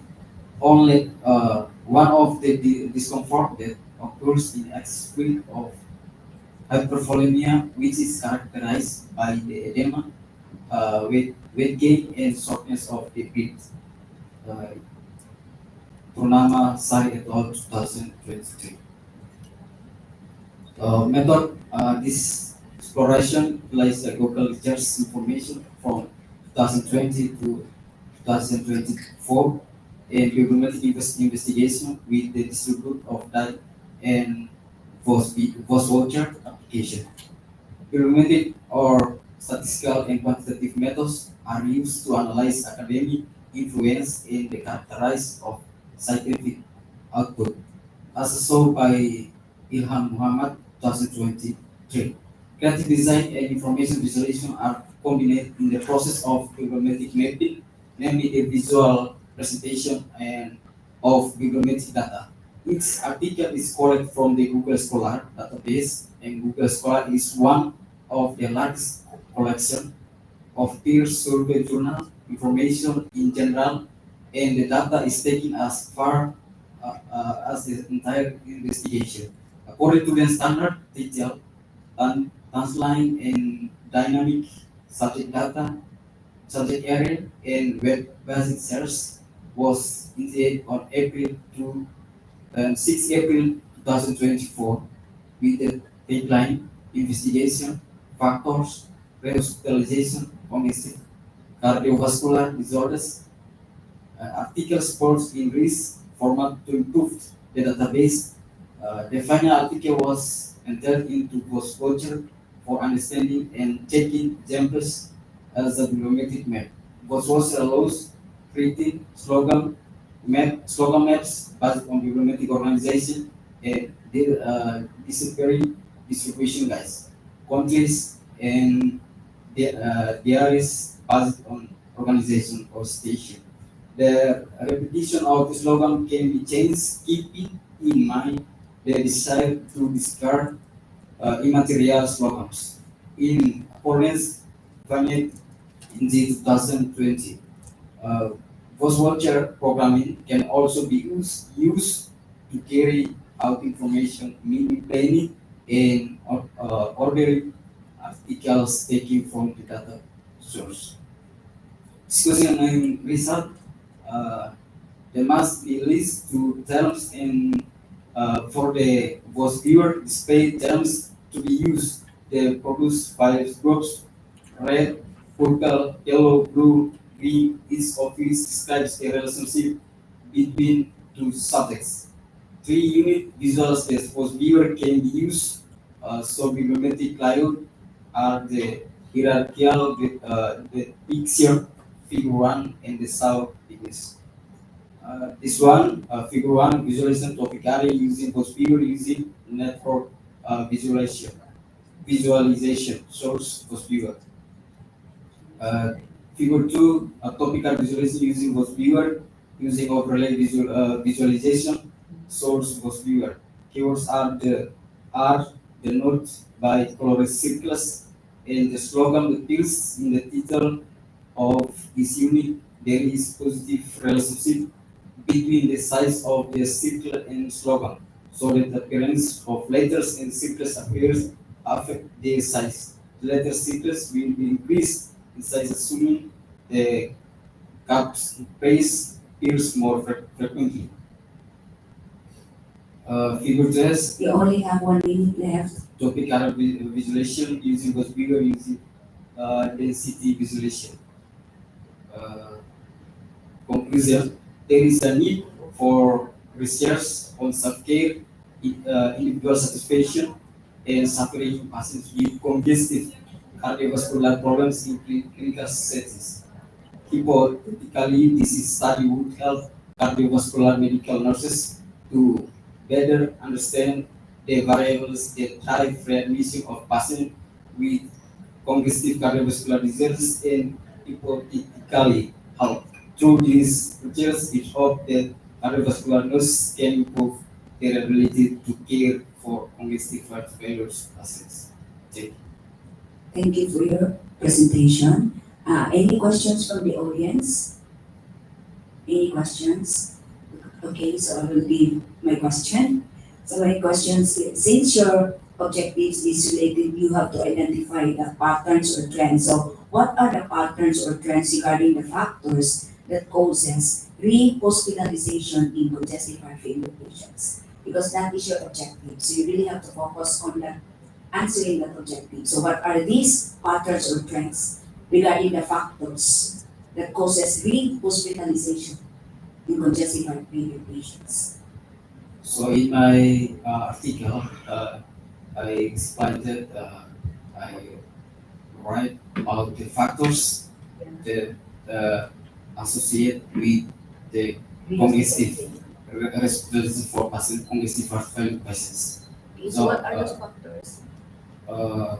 So in there, I use the bibliometric analysis to uh, to to get how which is factors that trend in journal, international or national, which is factor that trend to readmission or readmission for patients, hospitalization for congestive heart failure patients. I have one query. Any query from the audience? No. Okay. So I'm not saying that you have to diagnose the case of congestive cardiac failure like a doctor, but you must know. You have mentioned only edema of the limbs or something. There are many other features which a medically trained qualified nurse can easily identify, easily see, and say that it is a case of congestive heart failure. What are those? Yes, I think that is the factor of readmission for passive congestive heart failure is many factors that we can see, but I use the bibliometric analysis to only get so only get how 3 or 4 factors get realization. Okay, we'll take like to have the presenter. So of course, the number one factor that we have, the signs and symptoms that we have to consider in congestive heart failure is the complication known as pulmonary edema. So the difficulty of breathing, the big growth is sputum. It is those as one of the I think significant clinical manifestations that we nurses should really observe because this is really a sign of congestive heart failure complicating to pulmonary edema, which is a life-threatening complication. Thank you very much, madam. Thank you.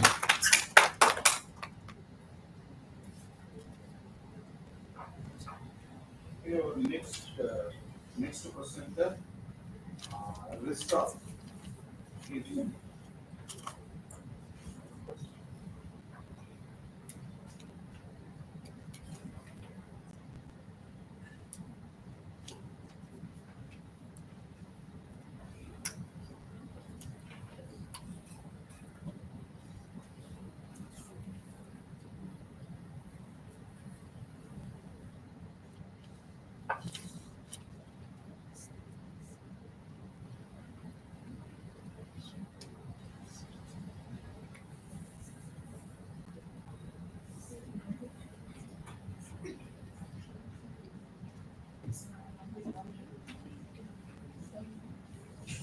Assalamualaikum warahmatullahi wabarakatuh.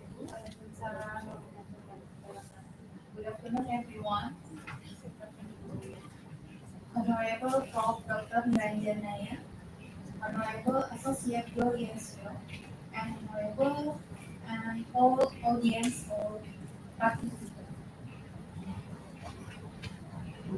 My name is Rizka Reddy. I want to present to the topic effect of 96% ethanol extract of turmeric as anti-fertility on testicular weight in breast. My result contents introduction, problem statement, objective, result methodology, result, and conclusion. Introduction. Then in the following years, the TFR will continue to decline until it reaches 2.15 in 2022. Cumulatively, in Indonesia, birth rate has fallen by 30.64% during the 1990 until 2022 period. Even though there has been a decline in the birth rate, the National Population and Family Planning Agency assessed that Indonesia has not experienced its sexual recession. The birth rate in Indonesia is high enough that the government created a family planning program to limit the birth rate. Problem statement. There are two ways anti-fertility compound work, namely by providing a cytotoxic or cytotoxic effect and by providing a hormonal effect. If the compound has a toxic effect, then the cell exposed to the compound can die, especially the medium cells experiencing development. If the compound has a hormonal effect, then the compound will bind to the receptor found in the reproductive organs, which should be occupied by hormones. This is because this compound has the same group as hormones that bind to receptor in the reproductive organs. The, uh, my reason objective to determine the effect of testicular weight on the effectiveness of turmeric extract as an anti-fertility agent. Result methodology. This is result is experimental result. After going through an adaptation period of 2 weeks, the experiment animals were given turmeric extract orally for 30 days Their reproductive organs, namely the testicles, were taken to see the weight of the testicle and sperm was taken from the falciparum of male rats. The result, the most testicular weight data obtained was then compared with the body weight of the test animals on day 31 to obtain the proportion of testicular weight to body weight. The test requirements carried out are the normality test and the homogeneity test. A significance value of P more than 0.05 was obtained, indicating that the data on the proportion of testicular weight or at all test dose compared to the control and at all test dose wasn't statistically significant. Based on the significance value on the one-way ANOVA test, the average R was 0.079. And my little conclusion, the administration of 96% turmeric ethanol extract at a dose of 20 milligram, 25 milligram, dose 50 milligram, and then 100 milligram for three 30 days didn't affect the weight of rat's testicle. Further research needs to be carried out regarding the potential of 96% ethanol extract of my documentation. Thank you. Okay, thank you for your presentation. So I like your study. However, I just like to know, since this is an experimental research design, how did you control all other extraneous variables that might have an effect on the testicular weight of the rats? Because if you talk about experimental research, you should really have to control all other extraneous variables. You didn't mention that in your methodology. Kindly answer. Yes. I want classification have group control and red seeds, and then treatment he want dose 25 milligram, and then treatment 2 dose 50 milligram, and then uh, treatment 3 100 milligram, and then uh, uh, I mean, what I'm trying to say, example, if you have fed these rats, are they receiving the same amount of food? Because this is one of the extraneous variables, the temperature of the room, because this might have an effect on the weight of the testicles of the rats. So that is what I meant to say. You really have to control. So how did you control all other extraneous variables? yes.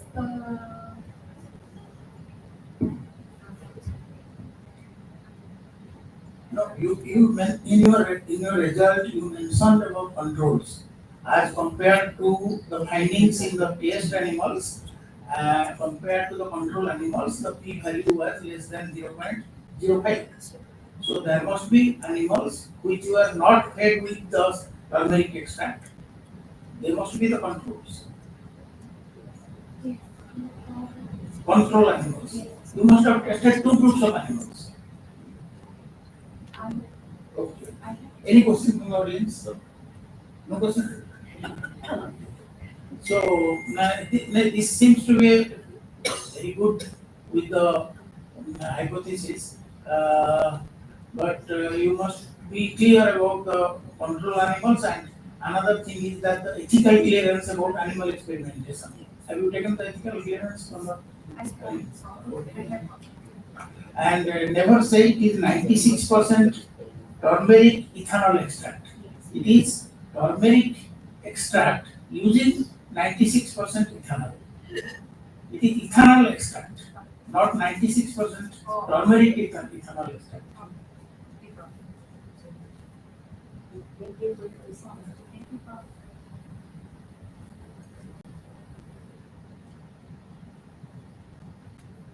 Okay, the next presenter is Maria.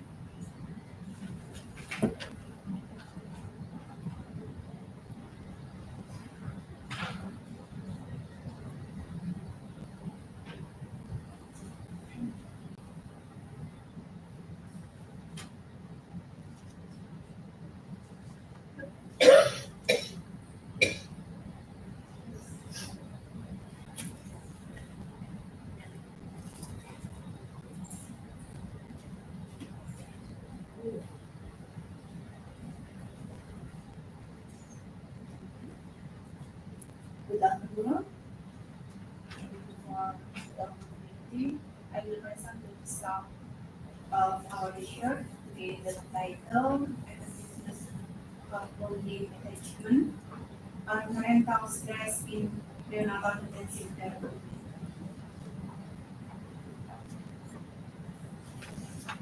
I will compare related to both introduction, method, result, and discussion. Introduction: mother who have premature babies in neonatal intensive care unit will experience anxiety or stress related to the baby's conditional and the care situation. And then stress will affect the psychological well-being and relationship between mother and baby. And bonding attachment is expected to reduce parental stress in this situation.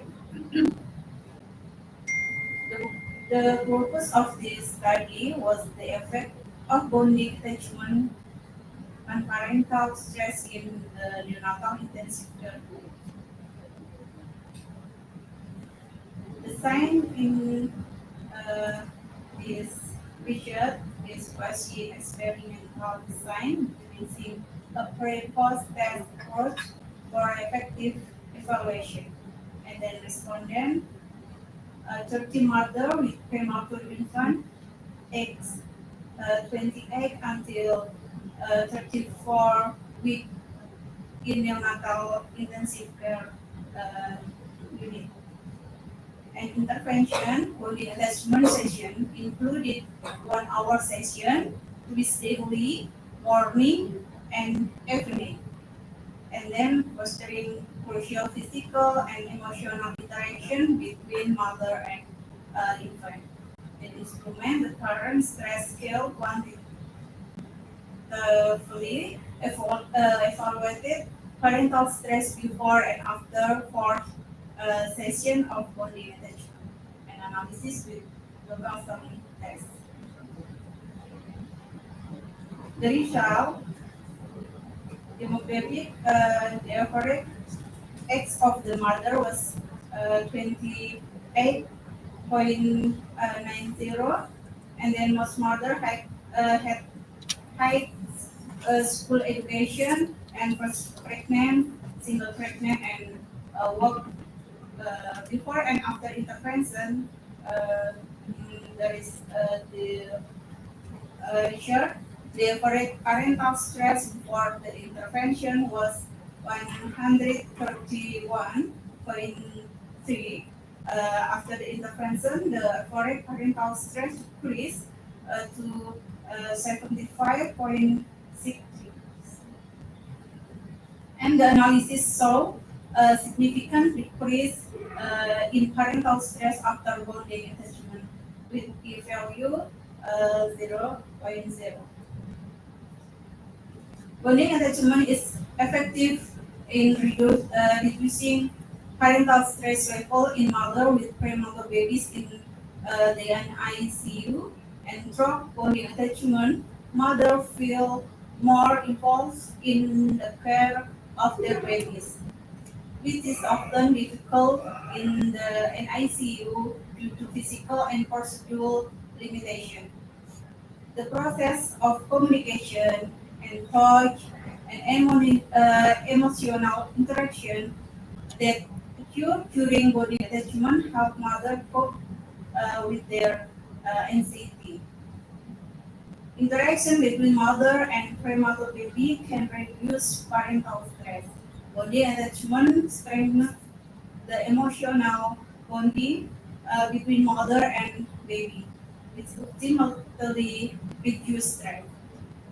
This study provides an important contribution to the development of science in the field of perinatal health, especially in effort to integrate physiological intervention such as body attachment in neonatal intensive care unit.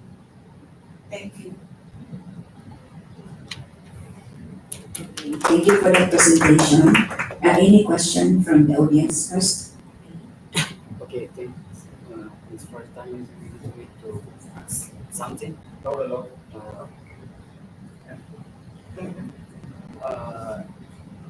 I want to ask for you. Can you explain to me about the instrument that you use to measure the level of parental stress in the parental scale? Thank you. Parental stress scale is an instrument to describe or measure stress of parents. This instrument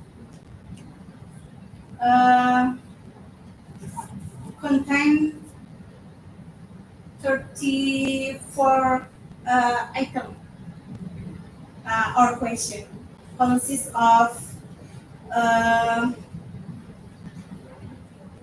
ambience in neonatal intensive care unit, and then parent feeling, and role of parents, and then physical appearance and behavior of the baby, and treatment experience by the baby. Okay, thank you for that answer. Just a follow-up question, ma'am. So you mentioned a while ago that you have tested pre-test and post-test. So what is the difference between the parental stress prior to this bonding attachment intervention and after the bonding attachment intervention? So what is the difference between the pre-test and post-test? In pre-test, mother appearance stressful. The quantitative, because this is a quantitative yes. study. So what is the difference in an? Okay, quantity. This is the average parental stress before intervention was 131.33, and then after intervention 75.6. Okay, thank you. So they are just using you are just using a questionnaire. Questionnaire, they will just answer. So I think just a recommendation for the future researchers, if you want to delve deeper into this particular context, you really have to use qualitative study, questioning mothers before and after. Because I think using questionnaire is not that valid. Because we can make questions even not really that valid unless you use qualitative to really dig deeper what is my feeling before and after the bonding attachment. No questions? Comment from the audience? Any others? Okay. No, there is a major concern in that.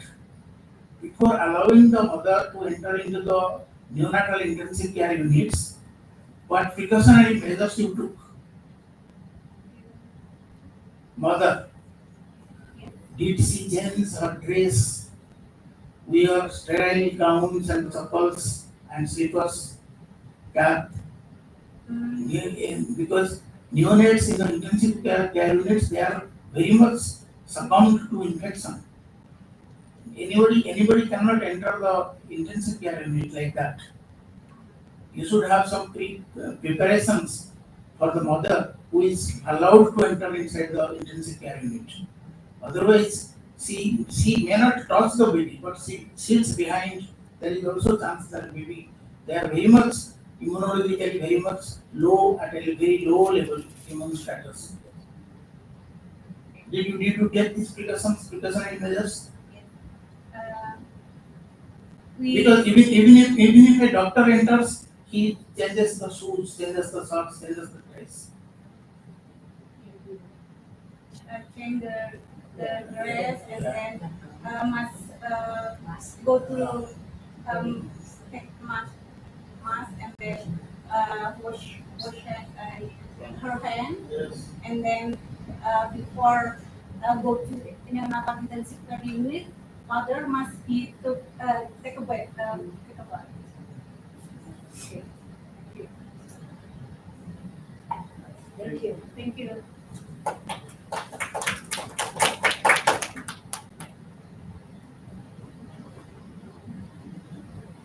Okay, our next question comes Mika. Mika. Life experience of primary caregiver. One. Okay. One. Yes. What do you want? Yeah.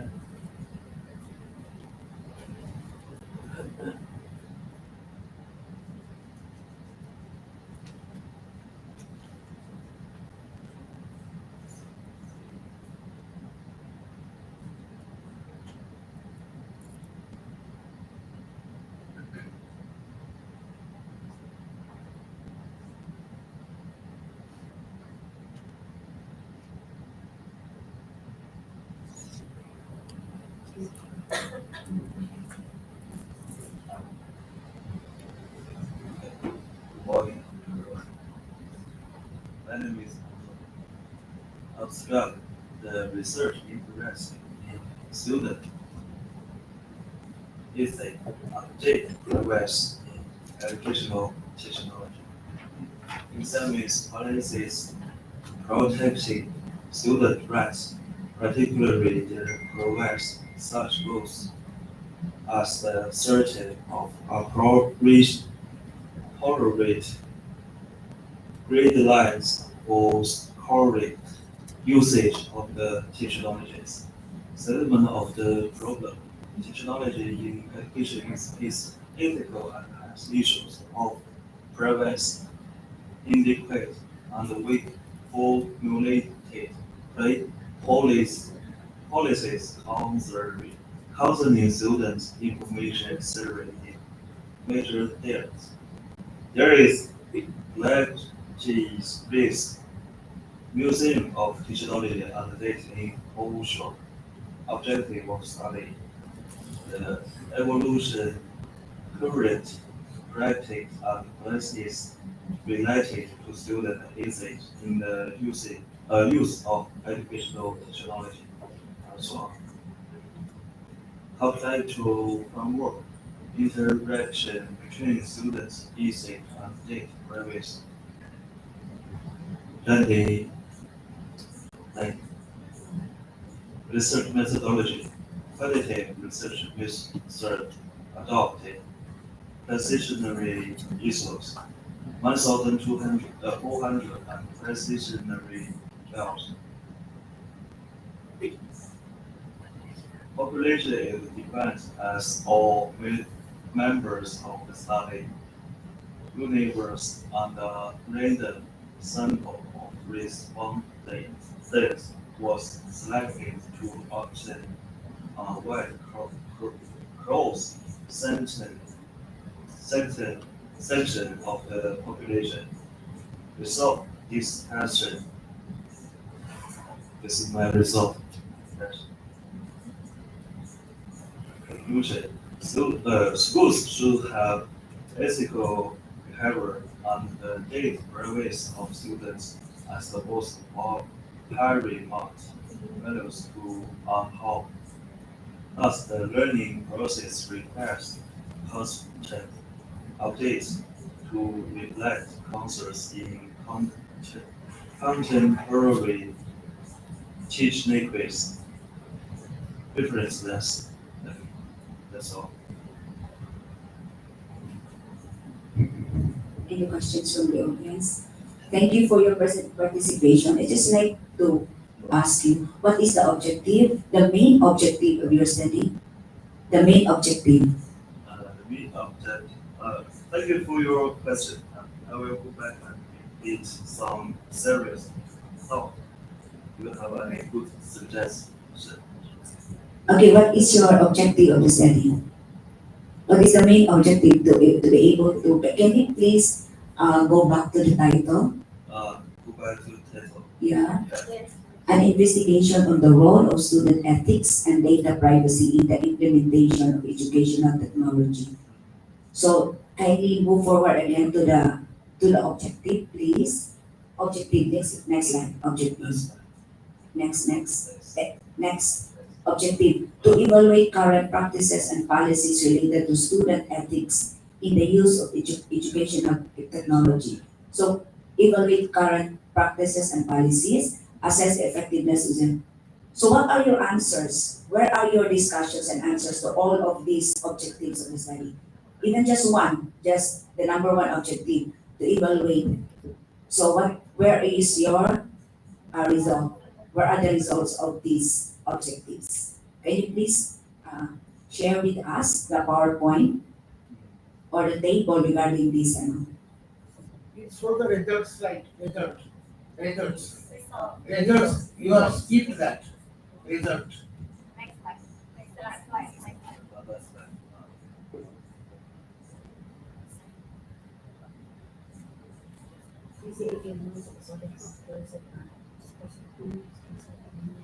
You can explain this. Can you please explain it in your own understanding, even just one or two statements? So what have you realized, or what is the importance of the findings of your study? Just in your own understanding, make a brief statement on the discussion or the result of your study.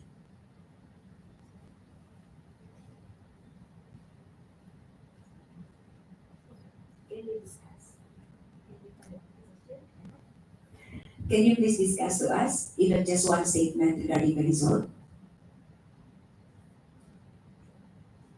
So what is the ethical? Okay, I will ask. What have you noticed, or what are the results regarding the ethical practices of the students using educational technology in education? So what are the common practices that the study have derived? No. Okay, thank you. The language issue. Yeah. Sorry. Yeah. It's okay, it's okay. It's okay. Okay.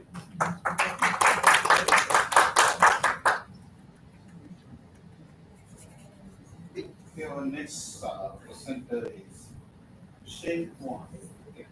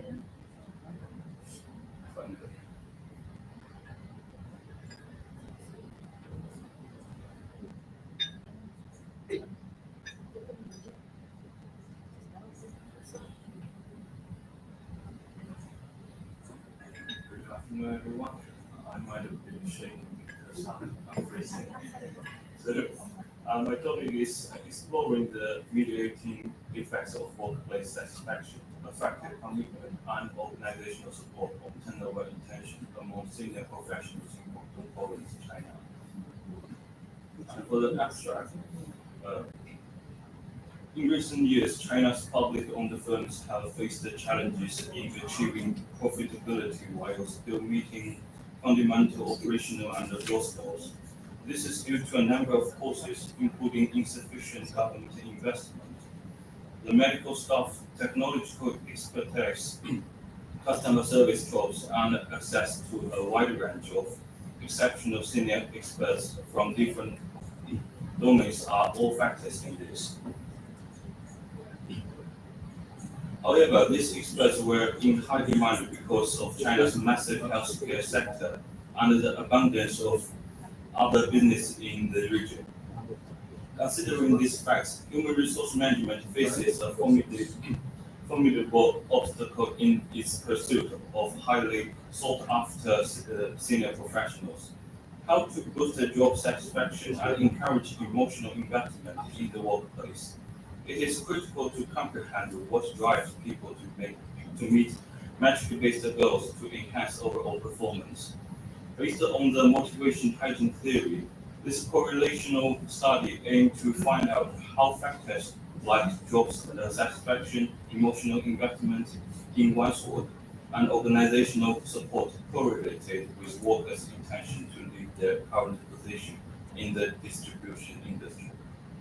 And keywords are workplace satisfaction, effective commitment, organizational support, turnover intention, and a senior professional.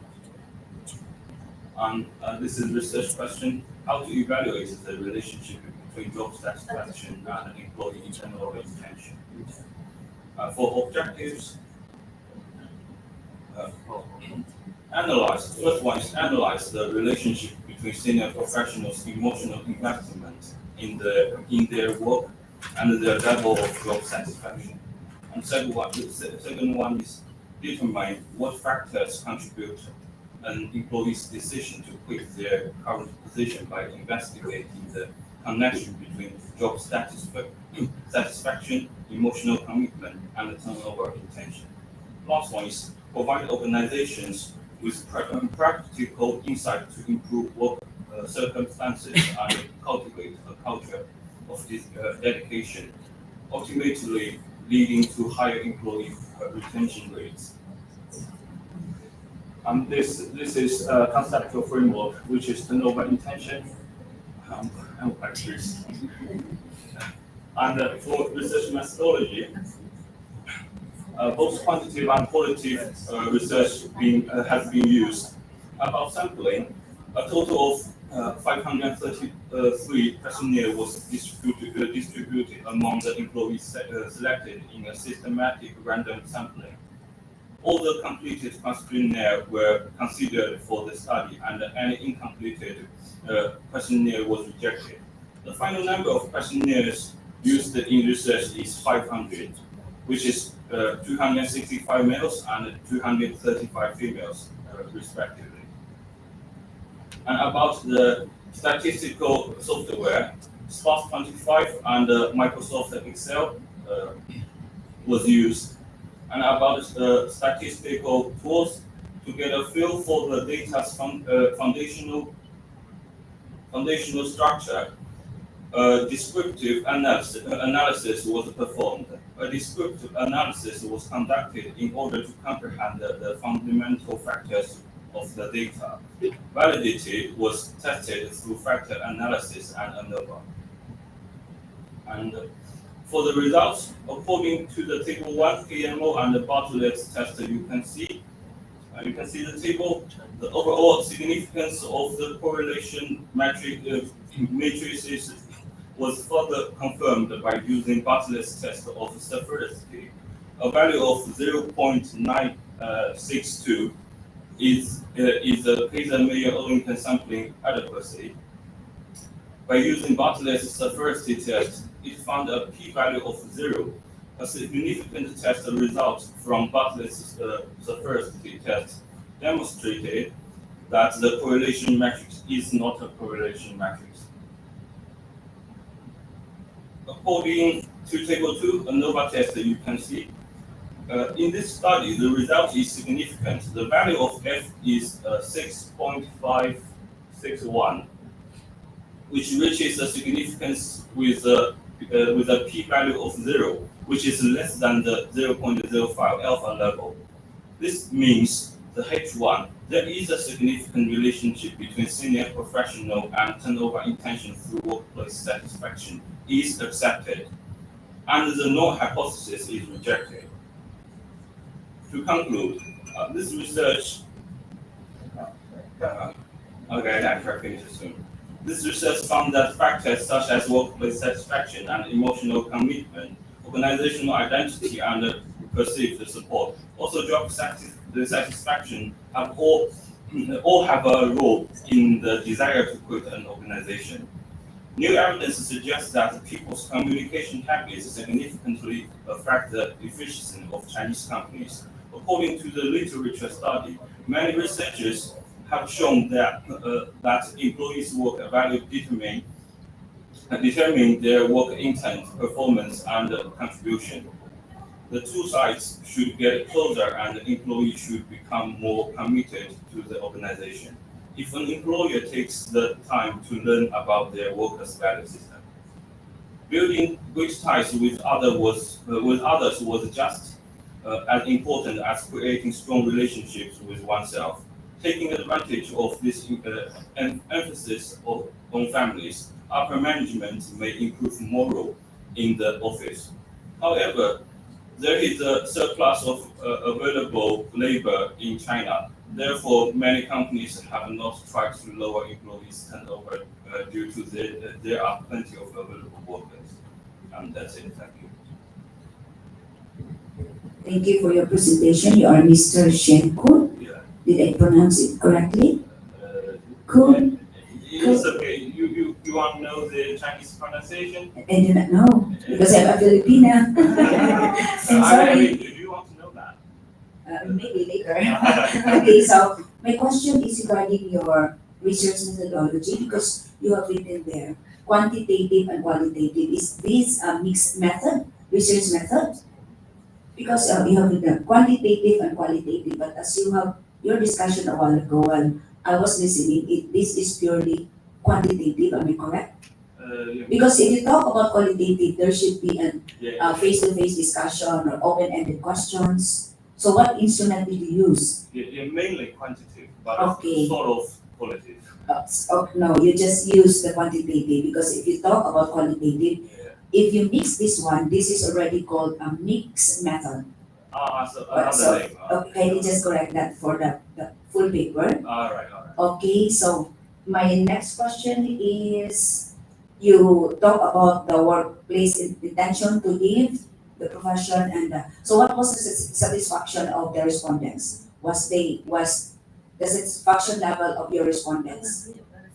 Actually, it's quite a broad range. It's from the whole medical system. It's mainly focused on higher, middle, higher, but actually the samples is from every level. Mainly middle, higher. Okay, so what was their level of satisfaction? The workers, are they satisfied? From according to the data, they are not quite satisfied. Yeah. Okay, maybe because of the salary. So this is just a recommendation before Dr. Naif will have his question. So for future, your study is nice. So for future, I think you can have a follow-up study on this. You really have to dig deeper into which is more important for the workers. Is it really the salary or the interpersonal relationship? This is a very good study. So I will just recommend that to you. Okay? Again, as usual, any question or comments from the audience? No? So, I have a question regarding the sample size. You distributed questionnaires to 500, how many? Valid at 500, but actually I sent 533 in total. How did you estimate this number? Sorry? What was the criteria behind fixing this number? You will distribute amongst 533 only, or not 600, not 700, not 400? Why?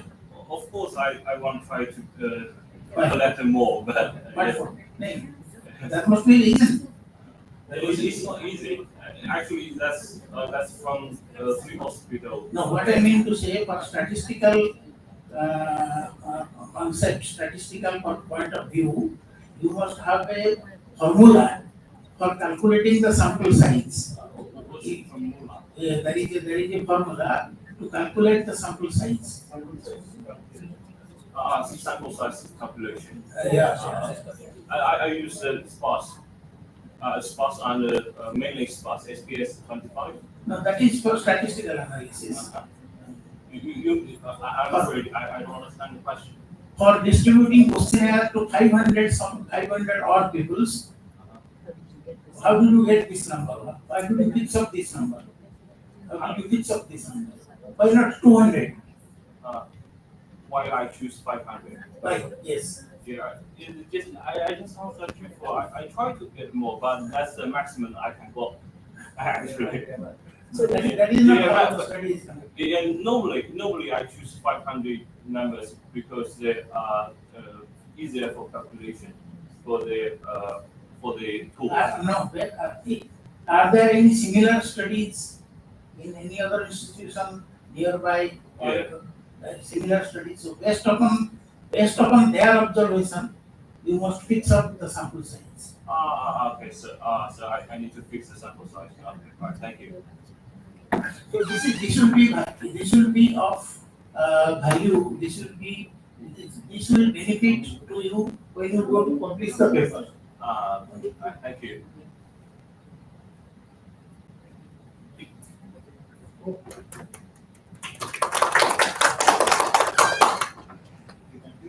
Our next participant is Sharifan Noor Rulian.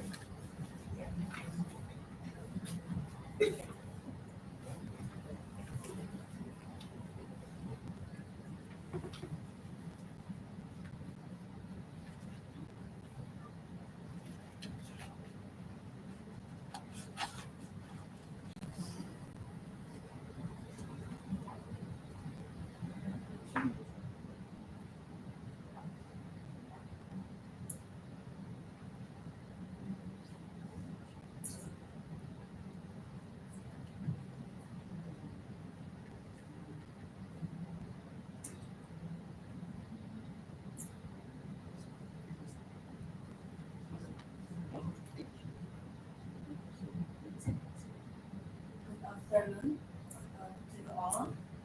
My honorable chairman, Professor Dr.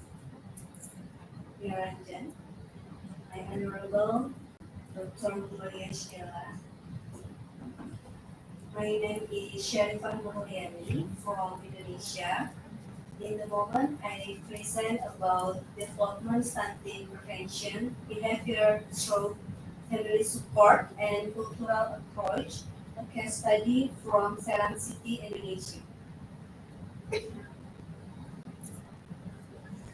The model for handling stunting generally implemented by the Indonesian government still ignores the unique characteristic of regions that have different cultural backgrounds from community groups in general. Local problems play an important role so that the prevalence of stunting in Indonesia does not experience the same burden between provinces or between regions in the same province. As for the results of the stunting audit in Serang City in 2022, there are 804,006 families at risk of experiencing stunting. Stunting is caused by many factors, one of which is family support. The family plays a role in determining the type of care needed by a sick family members. Family support is a form of interpersonal relationship that includes attitudes, actions, and acceptance of family members. so that family members feel that someone is paying attention. Furthermore, food taboo behavior also colors the cultural factors that the people of Serang City believe in and influence the prevention of stunting.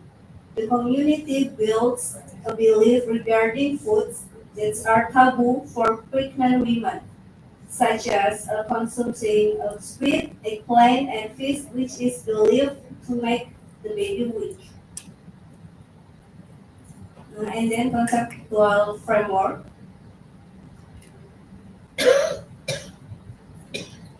A health promotion model and a supportive education, nursing intervention, and health behavior models. In this research, qualitative study and quantitative study mixed method combine and interpret results. Exploratory sequential mixed method. This study has two respondents, cadres, Posyandu, and pregnant mothers. Qualitative research was conducted to obtain a prototype model for developing family support and a culture of stunting prevention behavior with the SNR, stunting nursing role model. Qualitative research produced a prototype of the SNR module development model, which was reviewed with experts in the field. The research continued with quantitative family and cultural support before and after using the SNR module development model for stunting prevention behavior. There will be two descriptive analyses presented here, an analysis of respondent demographic and analysis of the variable in the SNR model. Demographic analysis involves assessing age groups, education levels, and years of service from genders quotient.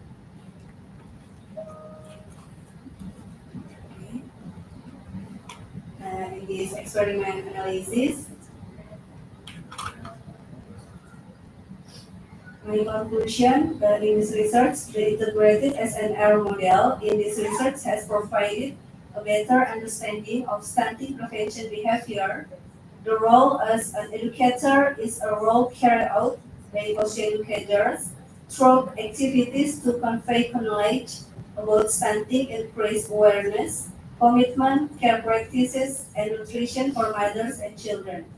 The targets of the activities are at the family and community level. Family support and development of cultural aspect become a problem that play an important role in the prevalence of stunting in Indonesia. The integrated SNR model exists to reduce the burden that is a challenge between provinces or between regions in the same province. Thank you. Thank you for your presentation. Any questions from the audience? So I only have one question. Since your study is on about module, so can you please elaborate on the change of the pregnant woman behavior after using the stunting prevention module? So you were the one who really made use or crafted this module. Okay, so what was the change of the pregnant woman behavior after using this stunting prevention module? Behavior about it and care the pregnant. Because you study your development of stunting prevention behavior through family support and cultural approach, no? So in your, I think this is one of your objective, no? Then one of the findings is the change on in the pregnant woman behavior using the stunting prevention module. Am I correct? So what was the change of the pregnant woman's behavior? At least one change in her behavior after using the module So example, I'm a pregnant woman, so what is the change of my behavior after I use the module you crafted? Outcome. Yes, the outcome.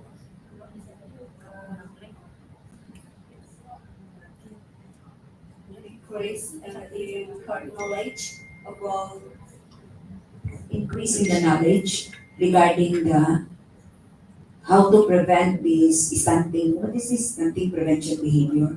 Okay, you just have to focus that and simplify in the result of the study for the I mean publication. Okay, elaborate on that. Thank you. Thank you. Thank you.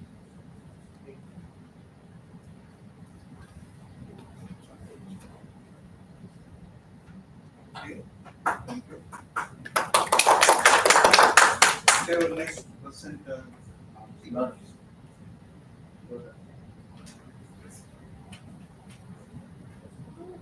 Right.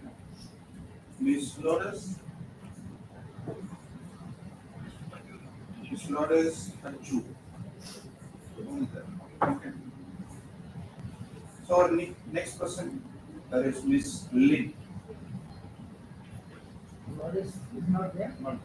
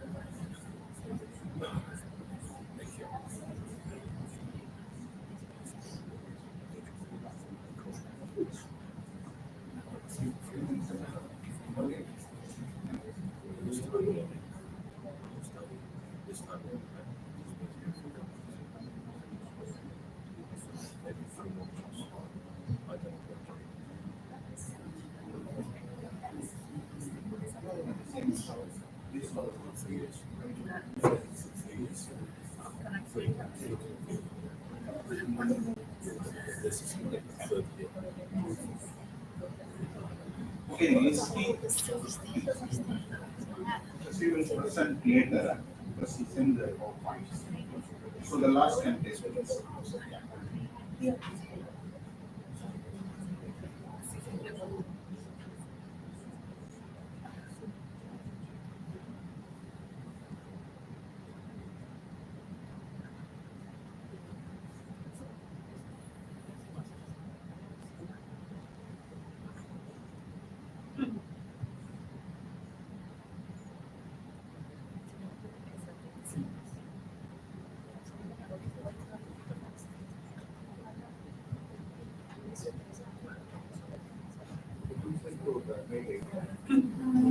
Good afternoon, everyone. Before that, I would like to thanks for Professor Dr. Niranjan Maya and Professor Dr. Rahwan Hussein Ibrahim. Introduce, my name is Sisti Aulia. I am from Indonesia. I'm a student. I'm a student I'm a student University of Sumatera Barat. I will present the result of my research with the title The Effect of Virgin Coconut Oil on Diaphragms in Infants.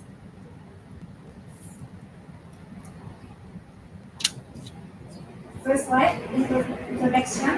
Diaphragm is the skin problem in the genital area of infants characterized by the appearance of the spot on the skin. Baby skin is still sensitive, especially because the epidermis of the outermost layer of the skin is still in the developmental stage. Diaphragm is one of the most common skin conditions in infants. Diaphragms usually occurs on the buttock, groin, and genital area of the baby and can make it difficult for the baby to become fuzzy. The purpose of this study was to determine the effect of virgin coconut oil on diaphragms in infants. Etiology, diaphragm is an inflammatory reaction of the skin around the diaphragm area. It results due to a combination of multiple factors such as increased moist collagen contact with urine of feces and other irritant like detergent. The second most common cause of diaphragm is infection, fungal infection, especially by Candida albicans. Is the most common infectious cause.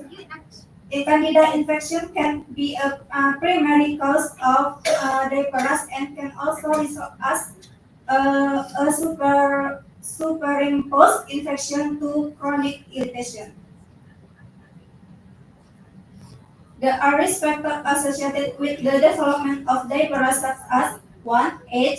Newborn and infant skin are more immature and so increased susceptibility and to diet. Changes in diet as the infant grows are related to change in intestinal microbiota and so pH. And 3. Frequency of diaphragm change, prolonged contact with irritants such as urine and feces increases the risk of skin inflammation. Diaphragm treatment with virgin coconut oil. Virgin coconut oil is the alternative in healing diaphragm. The content in virgin coconut oil is lauric acid and capric acid. Useful compound and functional as antibacterial and antifungal so that it can kill fungi and other cause of skin infection. Virgin coconut oil is given by applying it to the infected part 2 times a day and routinely given in a week. The method used is systematic literature review through PubMed, Search Journal, IEE Journal, Gmail, and Google Scholar. The keyword used are diaphragm, VCO or virgin coconut oil, and research result in the period 2019 until 2024. By selecting articles so that 13 journal articles will fall. And this flow diagram of study screening. And this the following table input the selected studies.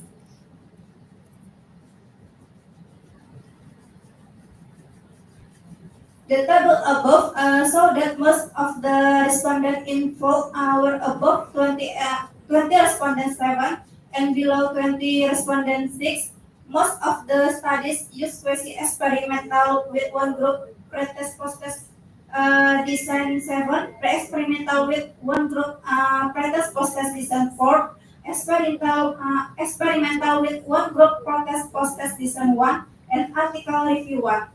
All studies total 13 that were conducted showed an effect of using virgin coconut oil on the condition of the patient.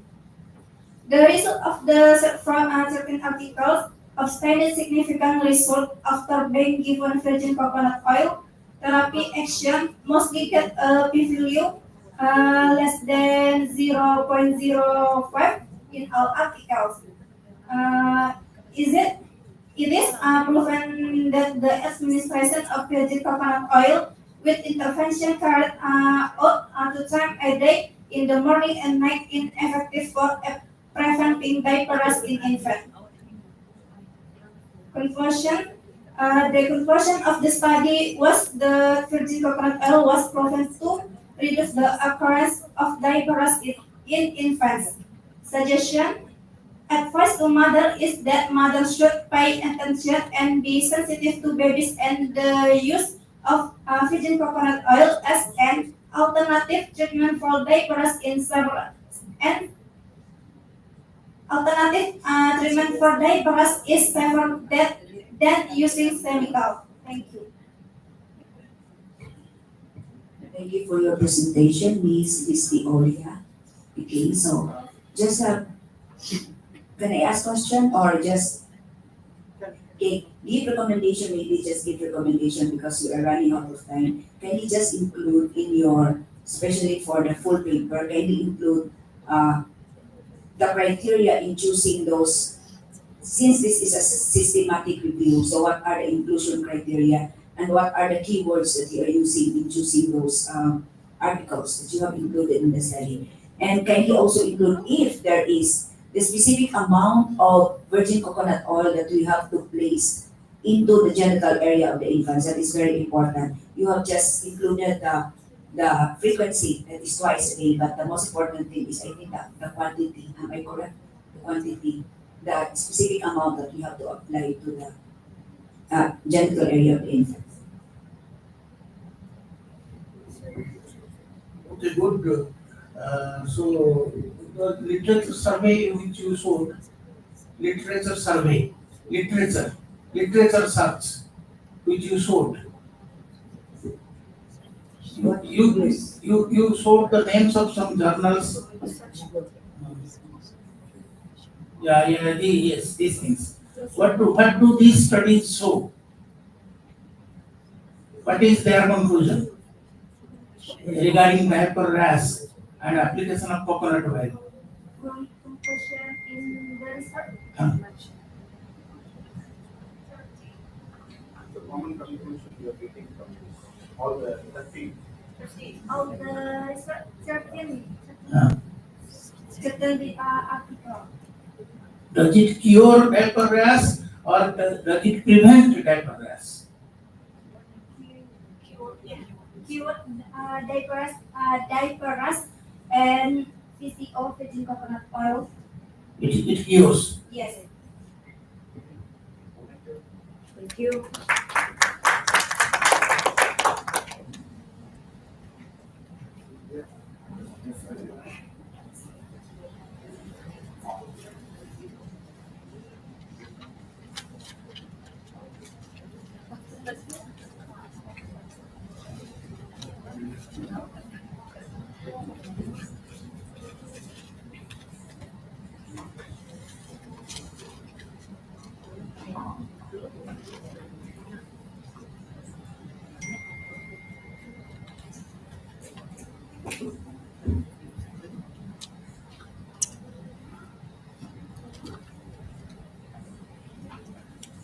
Good afternoon, ladies and gentlemen. It's my great honor to be here to give my presentation. I'm Li, I'm from China, and I'm from the Faculty of Social Science, Arts and Humanities in the university. My title is Exploring the Impact of Professional Development Programs on Early Childhood Education Teachers, English Pedagogical Practice, a Comparative Study. Here comes my abstract. Every day brings new challenges for language teachers. In response, they strive to incorporate the most suitable learning theory, strategy, technology, resources, and aims into their lessons to help their students develop contextualized knowledge. The teachers perform this repeatedly so the research can overcome social and psychological barriers and thrive in classrooms, which was particularly important when teaching a second or foreign language. A teacher who engaged in reflective practice brings in the classroom not just their expertise, but also all their prior learning, practical experience, and relevant theoretical frameworks. A language instructor keeps tabs on their students' response in class, analyze the data, and then uses it to guide their instruction and help the student improve their language skills. A classroom might be likened to a laboratory in this regard, as it was the place where theoretical knowledge or learning was put into action. Here is my statement of the problem. Professional development programs have been shown to have a positive impact on learning, education, teachers' knowledge and skills, work motivation, and self-efficacy.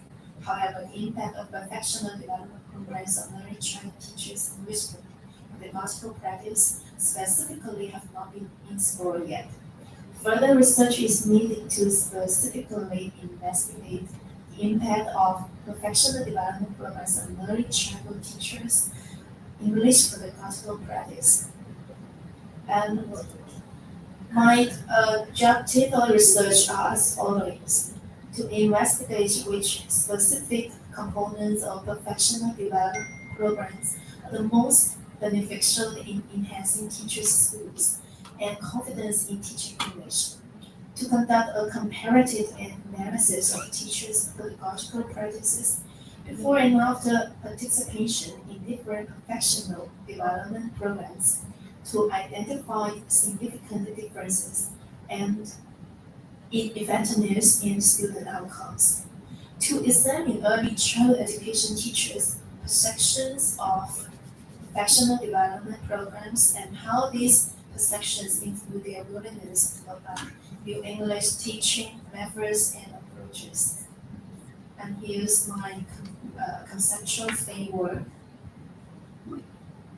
And my research methodology are as following: data and measurement. Questionnaire will be distributed and quantitative analysis will be implemented to conduct the study. And my statistical software, MS Excel and SCS-25 will be used for statistical analysis. Statistical tools is validity and reliability of the data will be tested through convex alpha and hypothesis testing will be done through the ANOVA and text. And last, here comes my results and discussion. Everyone who take part in activity that facilitates the exchange of experience and concentrates on the topic of acquiring a second language benefits from their involvement in the activity. When one person in the conversation offers their own experience and another person in the conversation shares the experience of other person, both participants stand to benefit in some way from the exchange. According to the finding of the survey, structured professional development may be beneficial to the practice of teachers and the relationships between teachers and students in the classroom and the learning outcomes of the students. Programs that include collaborative learning, teaching settings that are based on the real world and hands-on activities are most likely to succeed in gaining the support of educators. These elements not only provide educators with the tools they need, but they also create an environment in which teachers feel comfortable experimenting with new methods. Particular results such as student involvement, adaptations to teaching. Please come to your conclusion. Okay, here finally the conclusion is to improve the teaching methods in EFL advancement course. Students participated in an action research project. On top of that, the goal of the action research study was to improve the teaching methods explored in the class. An action research project was conducted to enhance educational tactics used in the course and attended to identify these distinct methods. The action research set out to identify many ways in which the course's instruction tactics may be improved. Thank you for your attention. Thank you very much. Thank you, Miss Lin. Miss Lin. Yeah. Okay, so I have one question, maybe two questions. The first question is, what is the research design that you use in the study? What Research design. design? Yeah, research design. Did you use quantitative, qualitative, or an action research? Quantitative. Quantitative research. Yeah. Okay, so what measurement or what is the research instrument that you use in measuring this is also a comparative study. So what measurement, what unit, or what is the research instrument did you use in assessing what did you assess in this particular research? You mean Effectiveness. I mean, that is not effectiveness. Your study is about exploring the impact of professional development program. So what is then the impact of this professional development program? the impact? Yeah. You mean the But what is your conclusion? Conclusion of your study? yeah? I Please summarize. Yeah. Let me see. The refractive practice it includes the professional development program and the carrying out of this program have chosen to get more benefit from language learning. So there is already benefit. So to just place in the full paper, you really have to specify what are the benefits. No. So when you write your full paper, you really have to base it on the objective of the study. So in this objective, these are the answers. Okay, just be specific and focused. Okay. Okay. Thank you for the suggestion. Okay, thank you very much. Okay. Thank you. Thank you for all the presenters and Professor Dr. Niranjan Nayak and Dr. Gloria. Okay, so today we take one photo session with all our participants with our chairperson. Please. Please come forward. Please come forward for the photo session.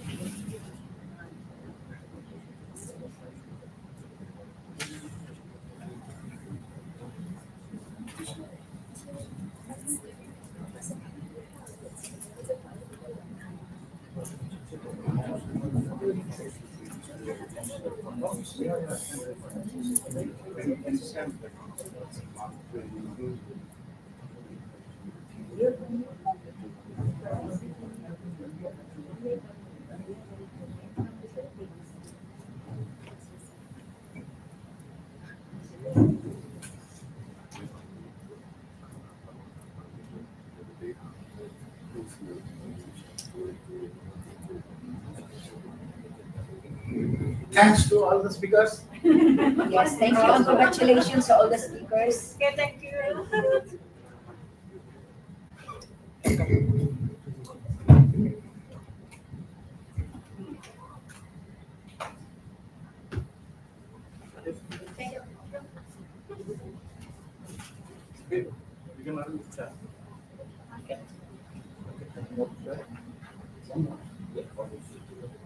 You can sit or stand. You can sit.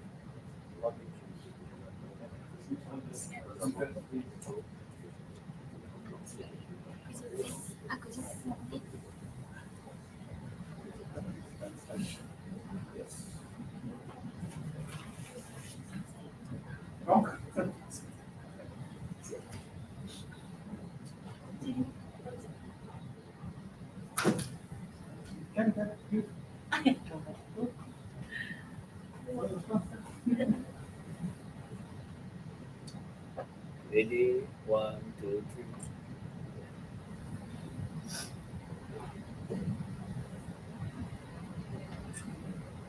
3. In, stop.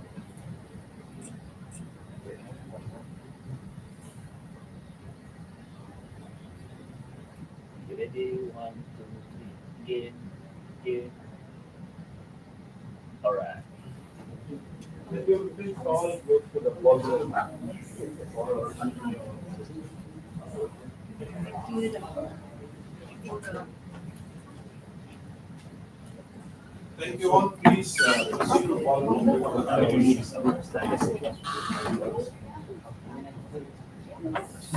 Okay, all participants come this side. Okay, done. Please come this side. Please come out.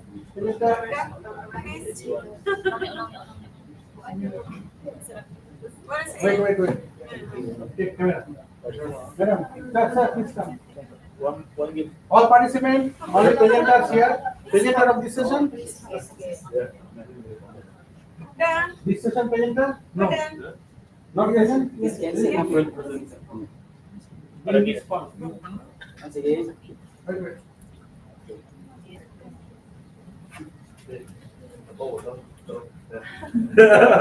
You presented? Yes.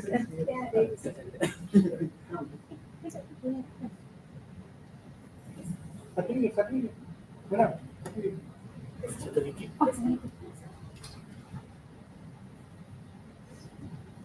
Photo. Wait. Yes. Clap. Madam.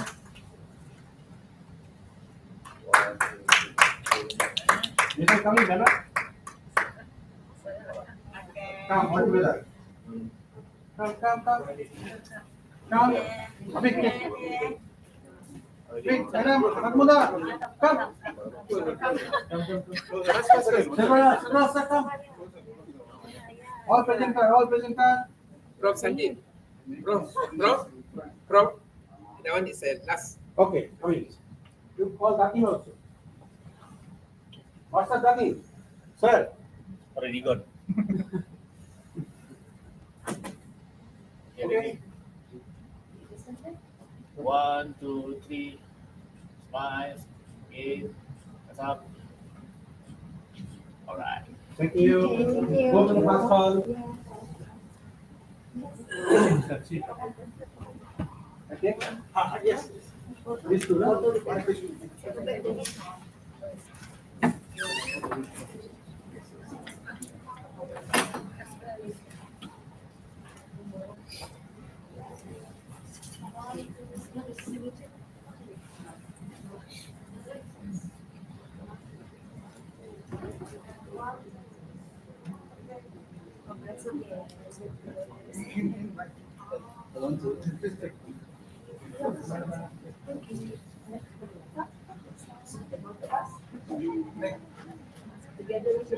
Please.